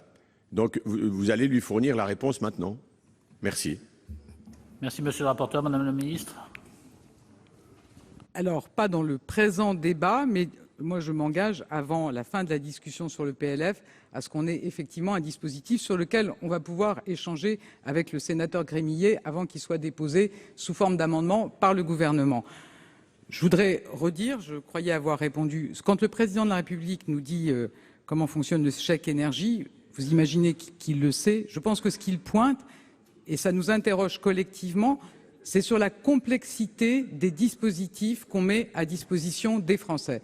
Et je pense que cette réflexion, on peut l'avoir tous ensemble, de manière apaisée, sur la façon dont nos dispositifs arrivent jusqu'à leurs destinataires et dont ils répondent concrètement aux difficultés que rencontrent nos concitoyens. Et je pense que c'est le sens des débats dans les territoires qu'a souhaité le président de la République, que nous allons lancer très prochainement, d'aller au plus près des citoyens pour partager leurs difficultés que nous n'ignorons pas et pour apporter des réponses efficaces, opérationnelles, concrètes, pratiques pour tous les Français.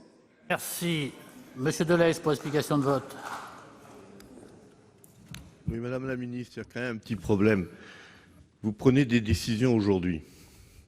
Vous constatez qu'elles ont des difficultés à s'appliquer et vous dites c'est pas grave, on va discuter et on prendra des mesures demain. Ça ne peut pas fonctionner comme ça.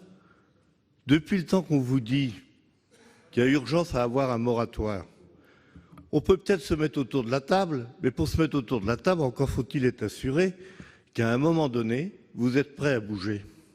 Et vous commencez par dire on ne va pas bouger, mais on est prêt à discuter. Ça ne peut pas fonctionner comme ça. Donc ne vous étonnez pas que les Français ne comprennent pas, dès lors que le président de la République lui-même dit qu'il ne comprend pas et qu'il y a une majorité de parlementaires qui vous disent qu'ils ne comprennent pas. Je ne sais pas comment vous le dire. Il faut accepter à un moment de dire qu'on n'a pas toujours raison tout seul. Merci. Merci, chers collègues. Donc je vais mettre aux voix les amendements, en commençant par le 216, donc qui a reçu un avis défavorable, qui est maintenu, donc il y a arrivé un avis défavorable de la Commission, un avis défavorable du gouvernement. Qui est pour le 216 ?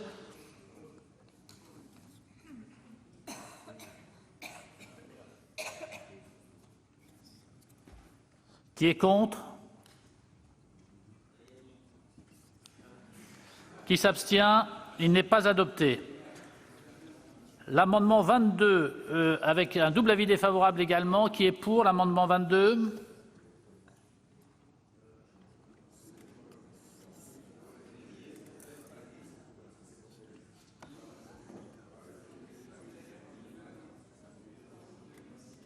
Qui est contre ? Qui s'abstient ? Il est adopté. Donc il fait tomber le 120.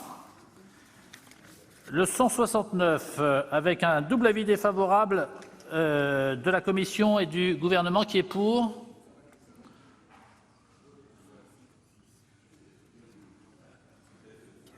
Qui est contre?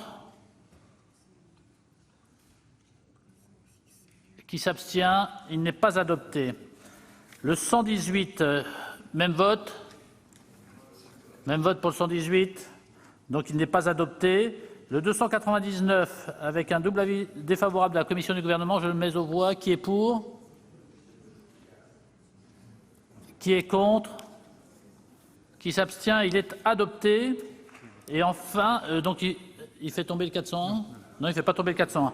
Le 401, donc avec un double avis défavorable de la Commission du gouvernement, qui est pour? Qui est contre? Qui s'abstient? Il n'est pas adopté. Passons à l'amendement 21 rectifié de la Commission des affaires économiques. Monsieur Grémier. Oui, merci Monsieur le Président, Madame la Ministre, mes chers collègues. La fermeture des 4 dernières centrales électriques au charbon doit intervenir d'ici 2022. C'est ce que le gouvernement a annoncé en juillet dernier dans son plan climat, ce qu'a confirmé d'ailleurs le Président de la République mardi dernier. Pour autant, aucun dispositif d'accompagnement n'est aujourd'hui prévu alors que les conséquences sur les entreprises, les salariés et les territoires concernés seront bien entendu majeures. J'ai d'ailleurs été très surpris d'apprendre au cours de mes auditions que les industriels n'ont à ce jour pas même été reçus par le gouvernement. On évoque des contrats de transition écologique spécifiques, mais là non plus, il n'est pas question de moyens budgétaires dédiés. J'ajoute qu'un dispositif équivalent existe d'ores et déjà pour accompagner la fermeture de la centrale nucléaire de Fessenheim, à la fois pour indemniser l'exploitant et pour aider à la reconversion des salariés et du site. Il n'y a aucune raison de traiter différemment le cas des centrales à charbon. Là aussi, l'État décide d'arrêter des actifs de production bien avant leur fin de vie technique, ce qui ouvre droit à une indemnisation pour les exploitants. Là aussi, ce sont des sites industriels et des emplois qui vont disparaître. Il y a donc urgence à penser la reconversion industrielle de ces sites. Quant au reclassement des salariés, il sera impossible à assurer en interne pour au moins 1 ou 2 opérateurs concernés qui n'a pas ou que très peu d'autres activités industrielles en France. C'est pourquoi la Commission des affaires économiques propose de créer dès maintenant une nouvelle ligne budgétaire qui permettra de financer les premières études de faisabilité des nouveaux projets d'activité économique dès 2019. Elle sera dotée de 40 millions d'autorisations d'engagement et de 2 millions de crédits de paiement. Il est impératif de donner de la visibilité aux industriels, aux salariés, mais surtout à ces territoires concernés. Merci, monsieur le rapporteur. Quel est l'avis de la Commission? Alors, l'avis de la Commission, d'abord, monsieur Grémier, je pense que moi, ce que j'avais compris sur les contrats de transition énergétique, pour la fermeture des centrales à charbon, 4 territoires, objectif fin 2022, accompagnement spécifique à travers les contrats de transition écologique.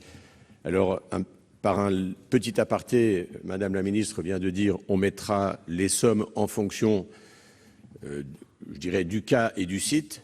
Alors, c'est à la fois bien parce que ça permet d'apprécier au bon niveau. Il faut juste aussi parfois regarder à ce que l'équité, parce que selon les territoires, vous êtes parfois avec une centrale à charbon et pas trop de sites industriels et éventuellement de la pauvreté autour, là où à d'autres endroits, vous êtes dans des territoires, je dirais, plus industriels, avec éventuellement plus de richesses, mais je pense que vous allez répondre, Madame la Ministre.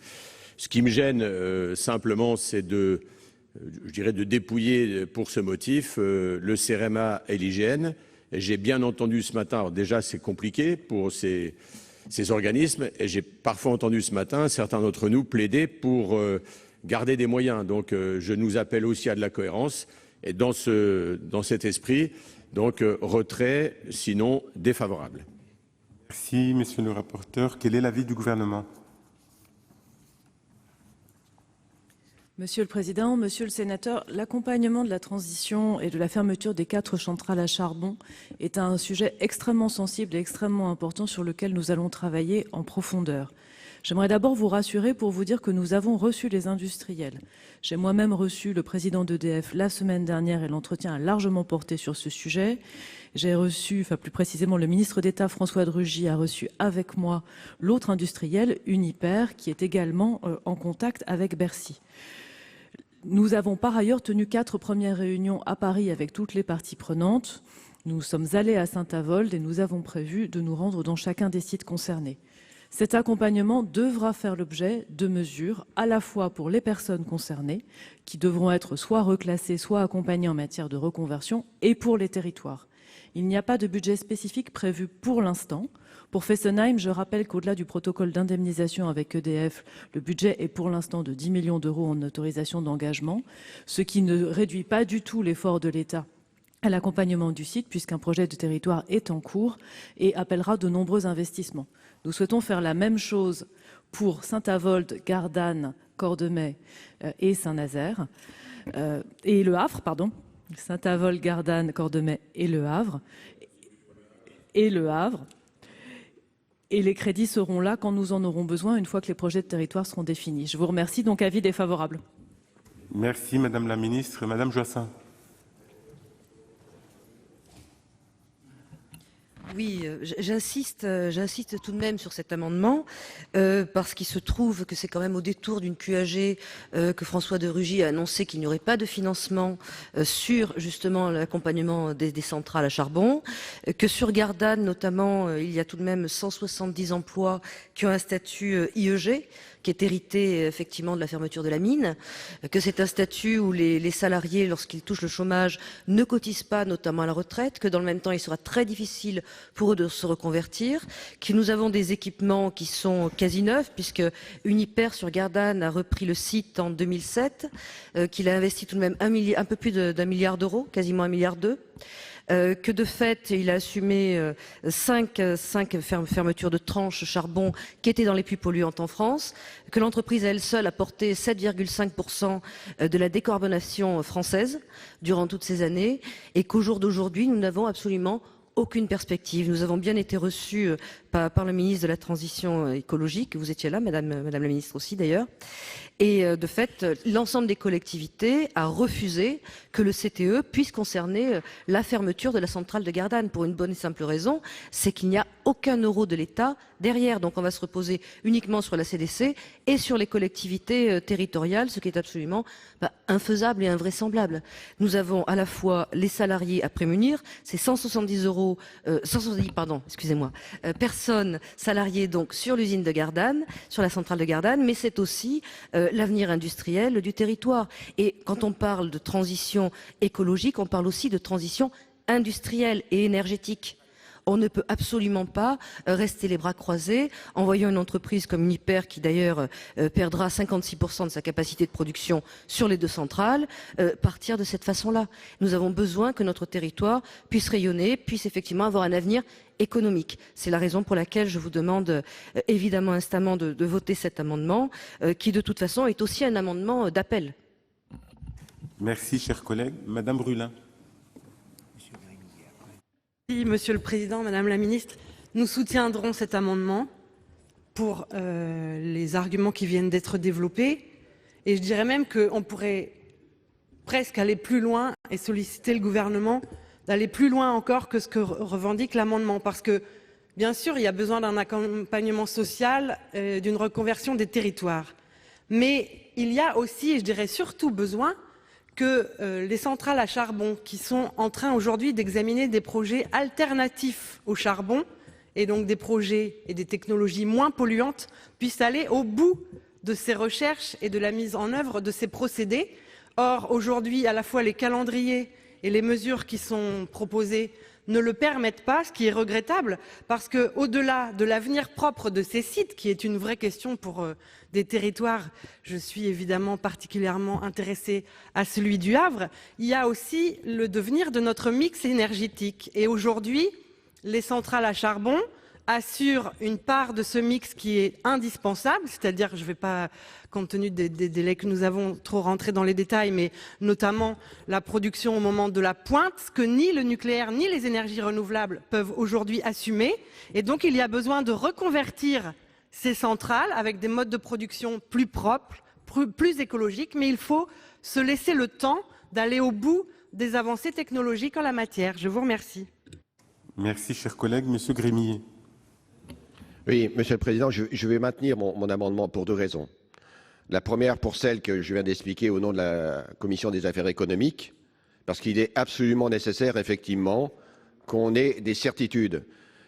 vous n'étiez pas là ce matin, Madame la Ministre, mais Madame la Ministre, ce matin, sur un autre sujet, nous a dit il y a un amendement concernant le charbon et notamment, enfin, pas le charbon, concernant le gaz sur le nord de la France, et on n'avait rien du tout. J'ai l'impression qu'on avance un peu à vue sur ce budget 2019. Là encore, 2022, c'est tout de suite.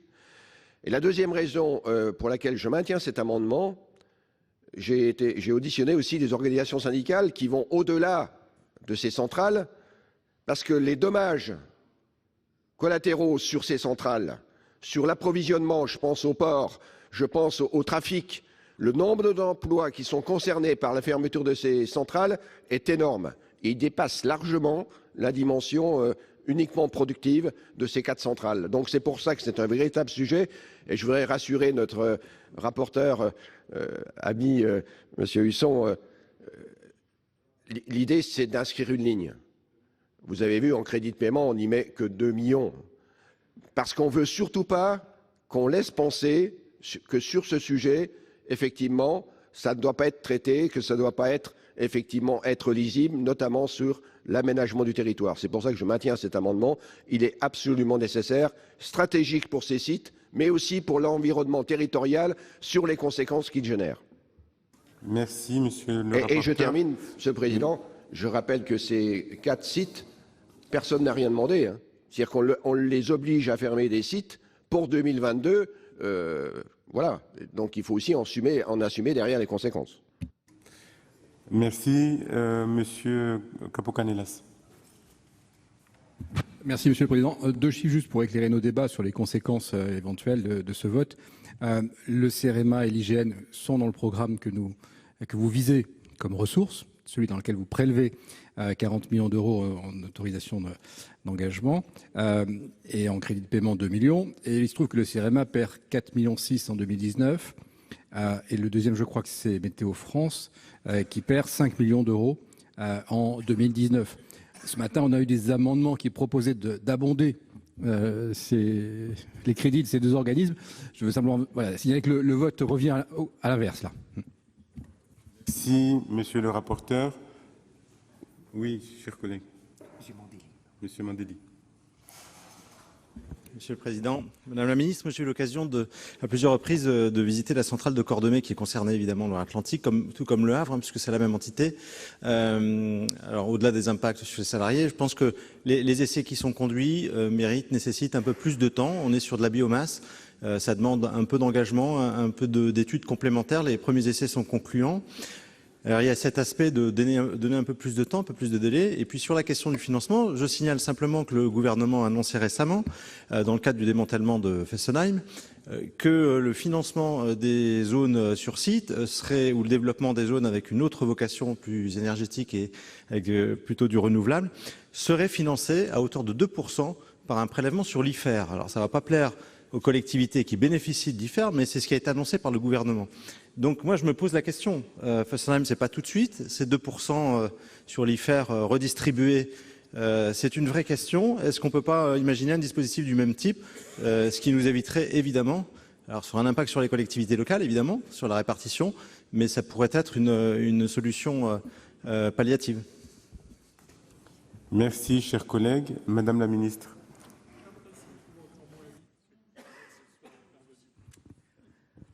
En complément sur les échanges, je voudrais dire que la fermeture de ces 4 sites, à la fois en emploi direct et en emploi induit, est effectivement un dossier extrêmement important auquel j'attacherai personnellement beaucoup d'attention, bien évidemment, et tout le gouvernement. Donc ne prenez pas les réponses du gouvernement à cet amendement comme une réponse sur l'intérêt ou l'absence d'intérêt que nous portons à ces sites.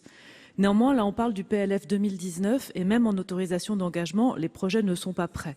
Le débat commence, la discussion commence. Je partage votre point de vue en disant que ces sujets, en fait, concernent...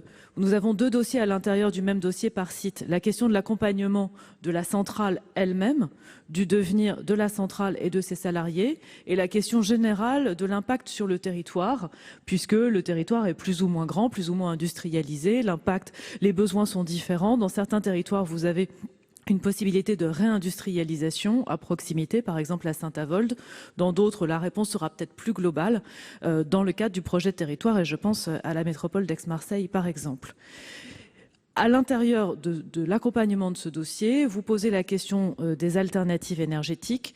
La programmation pluriannuelle de l'énergie a donné quelques indications sur le sujet en disant que nous pensions que la biomasse a plutôt vocation à être utilisée pour de la production de chaleur renouvelable que pour de la production électrique, dans la mesure où le rendement est bien meilleur. Néanmoins, des questions ont été posées et des études sont en cours sur les sites et il nous faut les accompagner.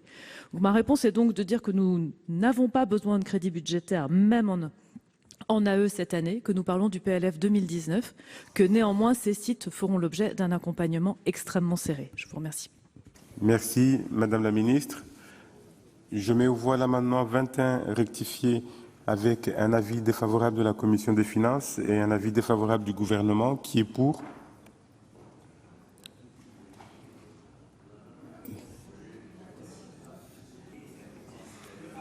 Qui est contre? Il n'est pas adopté. Nous passons à l'amendement 66 de Madame Cartron. Merci, Monsieur le Président. Madame la Ministre, cet amendement s'inscrit dans l'ambition justement qu'a affirmé Madame Borne en introduction de nos débats, à savoir conduire une politique qui apporte une solution concrète pour la majorité de nos concitoyens. En effet, cet amendement vise à permettre l'indemnisation des copropriétaires de la résidence Le Signal à Soulac, dont, je le rappelle, le permis avait été signé en 1965 au sein d'un projet porté par l'État, ça s'appelait la mission d'aménagement de la Côte-Aquitaine. Et d'ailleurs, ce sujet est bien connu dans nos rangs puisque nous avions eu une PPL votée à l'unanimité au mois de mai dernier. Donc aujourd'hui, en raison tout le monde le connaît, du retrait du trait de côte, la zone a été classée en zone rouge inconstructible du plan de prévention des risques d'avancée dunaire et de recul du trait de côte approuvé par le préfet le 28 juin 2004. Or, l'article L561-1 du Code de l'environnement exclut le régime d'expropriation qu'il institue aux risques liés à l'érosion côtière, lesquels ne sont assimilables ni au risque de submersion marine. L'amendement vise donc à couvrir l'indemnisation d'immeubles situés en zone dunière dont l'usage d'habitation est rendu impossible par le recul du trait de côte et l'érosion côtière. Cet amendement est neutre financièrement puisqu'il s'agit de réorienter 7 millions d'euros de l'action 10 prévention des risques naturels du programme 181. Autrement dit, il vise le cas d'immeubles à usage d'habitation dont l'accès est rendu impossible aux habitants, mais sans que ceux-ci ne soient indemnisés via une procédure normale d'expropriation. À ce stade, seul l'immeuble du Signal à Soulac est concerné. N'entrant pas dans les conditions d'expropriation de l'article L561 du Code de l'environnement, les propriétaires ont été tenus d'abandonner leur logement sans percevoir d'indemnité, les obligeant à se reloger tout en restant propriétaires de cet appartement et en continuant à en payer les charges de copropriété. Il s'agit d'un amendement pour réparer une totale injustice. Merci, chers collègues. Quel est l'avis de la Commission ? Alors, réparer une injustice, je pense que tout le monde est d'accord, se pose en fait là la question qui pourrait revenir pour bien d'autres sujets. Faut-il, je dirais, créer des programmes spécifiques toutes les fois où, je dirais, un sujet ne trouve pas la solution par un texte? Moi, je pense que sur un sujet comme celui-ci, avec une proposition de loi qui a fait l'objet d'une adoption unanime de notre Assemblée, le plus simple dans un État, une démocratie parlementaire qui fonctionne bien, c'est que l'État entende la représentation nationale et mette sur une opération ponctuelle les moyens. Nous ne sommes pas là pour nous diviser. Et donc moi je pense, alors après par le jeu habituel, je demanderai le retrait sinon défavorable, mais je pense, et en tous les cas je souhaite, Madame la Ministre, que vous éclairiez notre Assemblée et l'ensemble de ses membres pour, je l'imagine, comme vous l'avez fait ce matin, avec un petit manque de précision quand même, et c'est la raison pour laquelle je vous avais posé la question sur la question du gaz dans le nord de la France, que vous allez nous annoncer une bonne nouvelle pour l'année 2019, répondant à la préoccupation légitime et unanime de notre Assemblée. Merci, monsieur le rapporteur. Quel est l'avis du gouvernement? Monsieur le Président, Madame la sénatrice, la question posée à travers cet amendement est une question très large puisqu'en réalité, presque un quart du littoral est potentiellement concerné à moyen terme par le recul du trait de côte. Et on ne peut pas complètement dire que c'est de même nature que les catastrophes naturelles qui frappent d'autres territoires. Et à ce titre, l'indemnisation, comme vous le savez, n'est pas ouverte aujourd'hui au fonds Barnier. Néanmoins, moi, je partage le point de vue qu'une réponse doit être apportée à cette situation particulière et à ce territoire et à ses habitants. Nous avons demandé un rapport à 3 inspections, l'IGA, le CGEDD et l'IGF, pour identifier des pistes de réponse. Nous l'avons néanmoins fait. Et je pense qu'il faut que nous revenions sous une autre forme avec une réponse particulière. Donc, pour ces raisons-là, la position du gouvernement est défavorable à cet amendement. D'accord. Merci. Merci, Madame la Ministre. Monsieur Vaspart, pour explication de vote. Oui, merci, Monsieur le Président, Madame la Ministre. Encore des rapports. Nous avons discuté de ce sujet à 3 reprises au Sénat. La première, ça a été lorsqu'il y a eu un texte issu d'une députée Pascale Got, qui est arrivé au Sénat, dont j'ai été rapporteur, et pour lequel nous parlions, dans l'article 2, de l'indemnisation du signal et du recul du trait de côte et de l'amélioration de la jurisprudence de la loi littorale. Voilà quel est le texte qui est sorti du Sénat. Premier texte, voté à une large majorité. Ce texte n'a pas été jusqu'au bout puisqu'il y avait eu les élections présidentielles. On n'a donc pas continué la deuxième lecture ici au Sénat. On a réécrit un texte dans lequel on a repris effectivement l'ensemble du texte qui avait été voté sur le recul du trait de côte avec 2-3 modifications, notamment juridiques sur les... Je passe le détail, ce n'est pas le sujet. Il a été voté à une très large majorité. Et ma collègue Cartron a redéposé un texte, une PPL, uniquement sur l'indemnisation des propriétaires du signal qui sont dans une situation catastrophique et ce sont des gens qui ont pour la plupart très peu de moyens. On les a évacués de leur logement, ils continuent à payer les charges et aujourd'hui ils n'ont aucune indemnisation. Il ne s'agit pas d'indemniser d'autres, il s'agit d'indemniser dans le cadre de l'article 2 les propriétaires du signal. Aujourd'hui, ce n'est pas fait et vous lancez une réflexion avec des inspecteurs. Écoutez, moi je veux bien qu'on lance toujours des réflexions avec des inspecteurs quand on ne veut pas traiter le problème. Et j'ai le sentiment que vous ne voulez pas traiter le problème. Et d'ailleurs, on le voit bien à travers la loi sur le recul du trait de côte, qui n'arrive pas. C'est une PPL qui est portée par un député En Marche aujourd'hui, une députée En Marche, il n'arrive pas à voir le jour. Bon, alors que nous avions des textes prêts. Alors, nous avons tous voté à l'unanimité cette indemnité. Je ne comprendrai pas le manque de cohésion du Sénat si nous ne votons pas ce texte aujourd'hui. Merci, chers collègues. Oui, Madame Cartron. Jacquin. Oui, moi je voudrais dire pour information, après le vote de la loi qui a été votée à l'unanimité, la réponse qui m'a été faite, c'était nous allons regarder, nous allons travailler et nous allons voir, puisque la crainte était, est-ce qu'il y a d'autres cas semblables au signal. Donc le 7 juin, j'ai été en rendez-vous avec le cabinet de Madame Poirson, la ministre, qui m'a dit écoutez, on étudie, on va faire un inventaire, on va voir. Puis le 10 juillet, j'ai été avec la conseillère spéciale environnement de Matignon, qui m'a dit la même chose. On va lancer une inspection parce qu'il ne faudrait pas qu'il y ait moult cas du signal en France et que nous ouvrions, entre guillemets, une boîte de Pandore. Depuis le 7 juillet, alors je ne sais pas, ou personne ne s'est mis au travail, ou on n'a rien trouvé. où on n'a rien trouvé. En tout cas, moi, je peux vous dire qu'un cas comme le Signal, un permis de construire accordé par l'État sur une mission d'aménagement de l'État, pour lequel l'État n'avait pas prévu, l'immeuble a été construit à 400 mètres du bord. Et aujourd'hui, il est les pieds dans l'eau. Donc on me dit, ah mais ça, on ne pouvait pas savoir.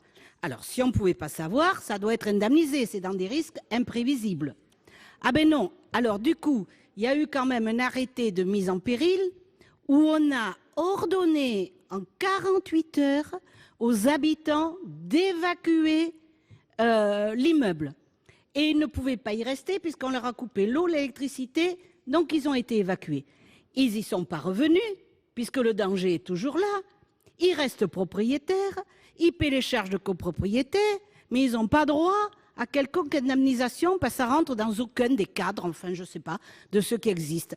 Eh bien moi je dis que là, il y a vraiment une réponse autre que, je ne sais pas si c'est la même inspection que celle dont m'a parlé la conseillère de Monsieur le Premier ministre, mais je crois qu'aujourd'hui il y a une ligne qui s'appelle prévention des risques. Eh bien attribuons, je ne prends pas l'argent ailleurs, attribuons les 7 millions nécessaires à ces copropriétaires. Merci, chers collègues. Monsieur Jacquin, puis Madame Joissains. Nous devons être justes devant cette situation kafkaïenne que subissent des habitants. Je pense que leur patience a été largement mise à bout. Il faut effectivement, après les longs débats que nous avons eus ici, agir. Agir aujourd'hui, c'est voter cet amendement et mettre le gouvernement face à sa responsabilité et puis face à la solidarité nationale qui doit jouer devant ces risques majeurs nouveaux, ces risques environnementaux. Merci, chers collègues. Madame Joissains. Pardonnez-moi, Madame la Ministre, si je reviens sur le problème des centrales à charbon, mais vous avez parlé à l'instant d'un accompagnement. Vous accompagnez Fessenheim à hauteur de 450 millions, vous débloquez encore 10 millions pour Fessenheim cette année, avec une aide, une incitation à l'emploi qui va jusqu'à 15 000 euros par emploi créé. Vous accompagnez Total sur la centrale de la Mède, ce en quoi je vous remercie. Du reste, c'est encore un territoire que je connais bien. Je suis contre l'exonération de l'huile de palme dans les biocarburants. Néanmoins, lorsqu'il y a un moratoire et que ça peut préserver des emplois, c'est une bonne chose. Sur le CTE de Sambre-Avesnois, l'État met 12,5 millions d'euros. Pour l'instant, rien n'est prévu au niveau financier sur le CTE de la métropole Aix-Marseille-Provence. Néanmoins, j'aimerais connaître la nature des accompagnements effectivement que vous prévoyez pour la centrale de Gardanne. Il y a le volet social, le volet industriel, le volet économique. Sur le volet social, nous avons vraiment besoin de vous parce que les salariés ont un statut particulier. Sur le volet industriel, nous avons un matériel qui est quasiment neuf et nous avons besoin d'une reconversion. Et évidemment, sur le volet économique du territoire, y a-t-il une possibilité de contractualiser, même si ça sera sur le PLF 2020 ? Merci, chers collègues. Je vais mettre aux voix l'amendement 66 avec un double avis défavorable de la Commission et du gouvernement. Qui est pour ?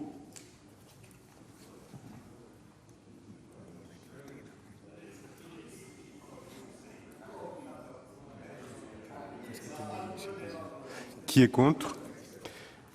Qui s'abstient? Il est adopté. Je suis à présent saisi de deux amendements faisant l'objet d'une discussion commune. Le 181, d'abord de M. Poadja.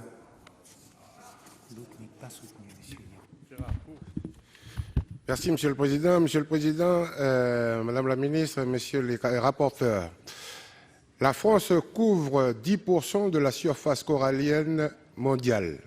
75% de cette surface se trouve en Nouvelle-Calédonie, où les lagons sont classés au patrimoine mondial de l'UNESCO. Il y a urgence à agir pour préserver notre patrimoine marin. Ce budget ne consacre que 300 000 € à la protection des ressources des récifs coralliens. Je crois que nous devons aller plus loin et l'abonder de 500 000 € supplémentaires pour atteindre l'objectif que s'est fixé la France à protéger 75% des récifs coralliens dans les Outre-mer d'ici 2021. Je rappelle qu'à l'Assemblée nationale, cet amendement a été soutenu par les rapporteurs et la Commission de développement durable l'a adopté aussi. Dans ce contexte, l'IFRECOR joue un rôle essentiel pour promouvoir une politique active favorable à la préservation et à la gestion des écosystèmes. Elle contribue à protéger un patrimoine marin exceptionnel aux potentialités formidables, reconnues de toute la communauté scientifique internationale. Merci. Merci, chers collègues. L'amendement suivant n'est pas soutenu et je vais demander l'avis de la Commission pour le 181. L'avis de la Commission sera malheureusement identique aux avis précédents. N'y voyez pas, alors comme il faut faire court, n'y voyez pas un manque d'intérêt. Et parce que je crois qu'on doit avoir, comment dirais-je, la même ligne de conduite, quels que soient les montants sollicités. Je l'ai dit lorsqu'il s'agissait de mobiliser 1,5 milliard. Et là, c'est la même logique, en tous les cas, la logique budgétaire. Donc, demande de retrait, chers collègues, ou à défaut, avis défavorable. Merci. Quel est l'avis du gouvernement? Monsieur le Président, même avis que les amendements précédents, plus 10 millions sur le programme 113, plus 1 million sur les réserves naturelles, un intérêt tout particulier au récif corallien. On considère que c'est satisfait, avis défavorable. Merci Madame la Ministre. Je mets aux voix l'amendement 181 avec un avis défavorable de la Commission et du gouvernement. Qui est pour?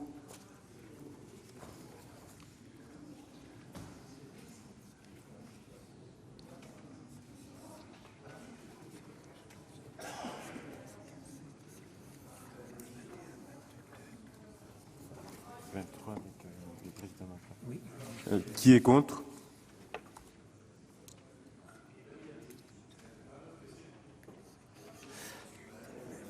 Qui s'abstient?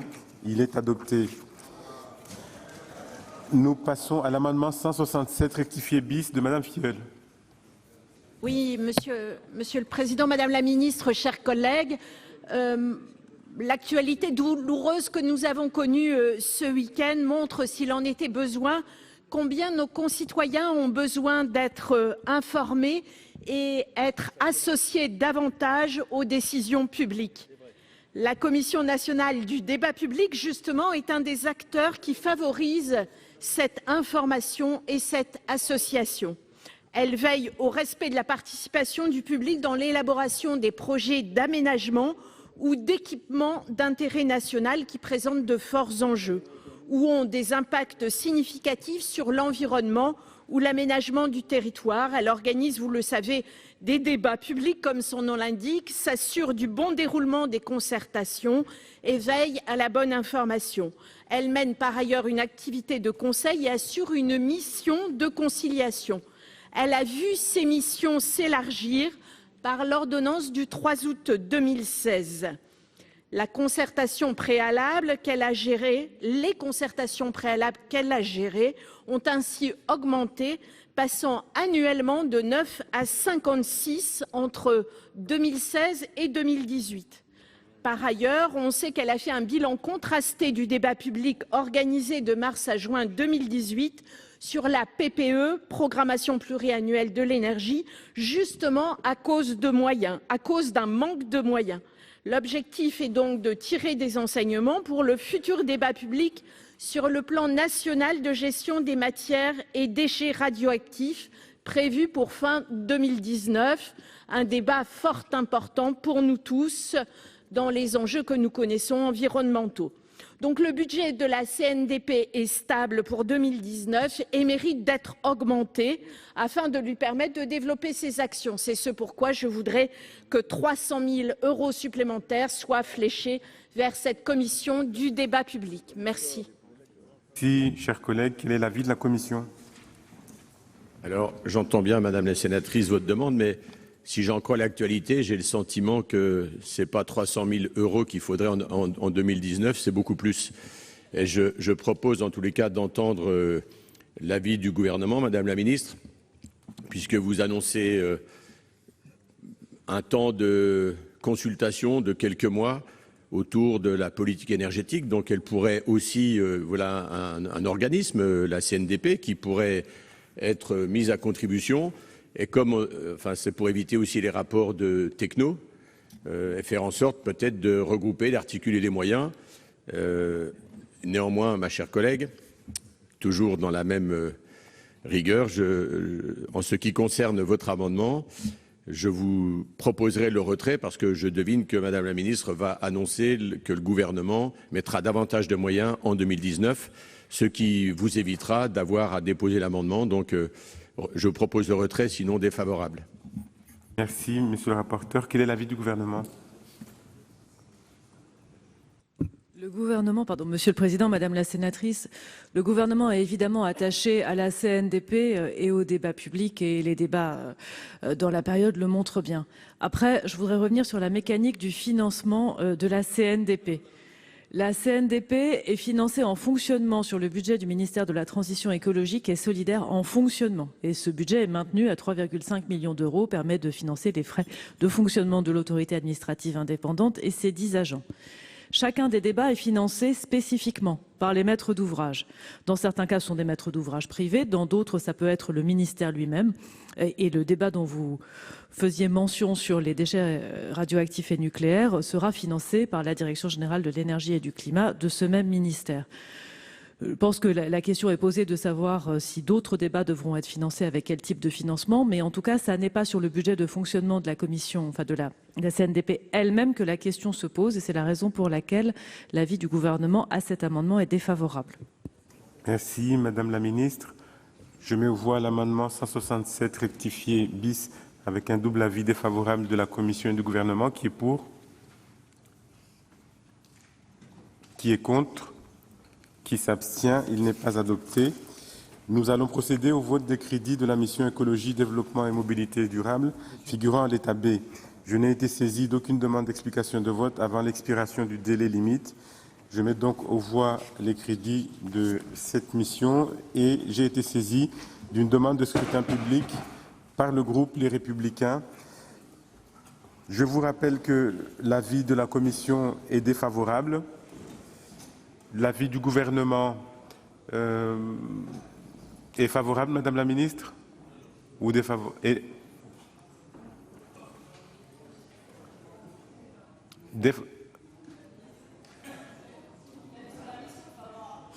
Favorable. Donc, il va être procédé au scrutin public dans les conditions fixées par l'article 56 du règlement. Voici le résultat du scrutin numéro 32 sur l'article 39. Compte tenu de l'ensemble des délégations de vote accordées par les sénateurs aux groupes politiques et notifiées à la présidence, nombre de votants 342, nombre de suffrages exprimés 317, pour l'adoption 36, contre 281, le Sénat n'a pas adopté. Et voilà donc comment le Sénat, en première lecture, a rejeté le budget de l'écologie pour 2019, un budget pourtant en hausse d'1,7% par rapport à 2018. Vous l'avez vu, le ton était monté entre Patrick Kanner, le président du groupe socialiste, et la ministre des Transports, Elisabeth Borne. Patrick Kanner qui lui avait alors reproché de ne pas comprendre la colère des Gilets jaunes. La ministre lui avait, elle, rappelé la politique du gouvernement socialiste axée sur le tout TGV et qui, selon elle, avait abandonné les transport de nombreux territoires. Au final, eh bien, vous l'avez vu, les sénateurs avaient doublé le chèque énergie dans les cas où ils financent des travaux de rénovation énergétique. Et dans le reste de ce budget de l'écologie, la Chambre haute avait aussi gelé la hausse des taxes sur les pollutions aux pesticides des agriculteurs pour la transférer sur les fabricants des produits phytosanitaires. Notez enfin que le Sénat avait débloqué 7 millions d'euros pour indemniser les propriétaires de l'immeuble du Signal à Soulac-sur-Mer en Gironde, qui n'est plus habitable à cause du recul du trait de côte. C'est la fin de cette émission. Merci à vous de l'avoir suivie. Vous pouvez toujours la retrouver sur notre site publicsénat.fr. Très bonne journée sur les chaînes parlementaires.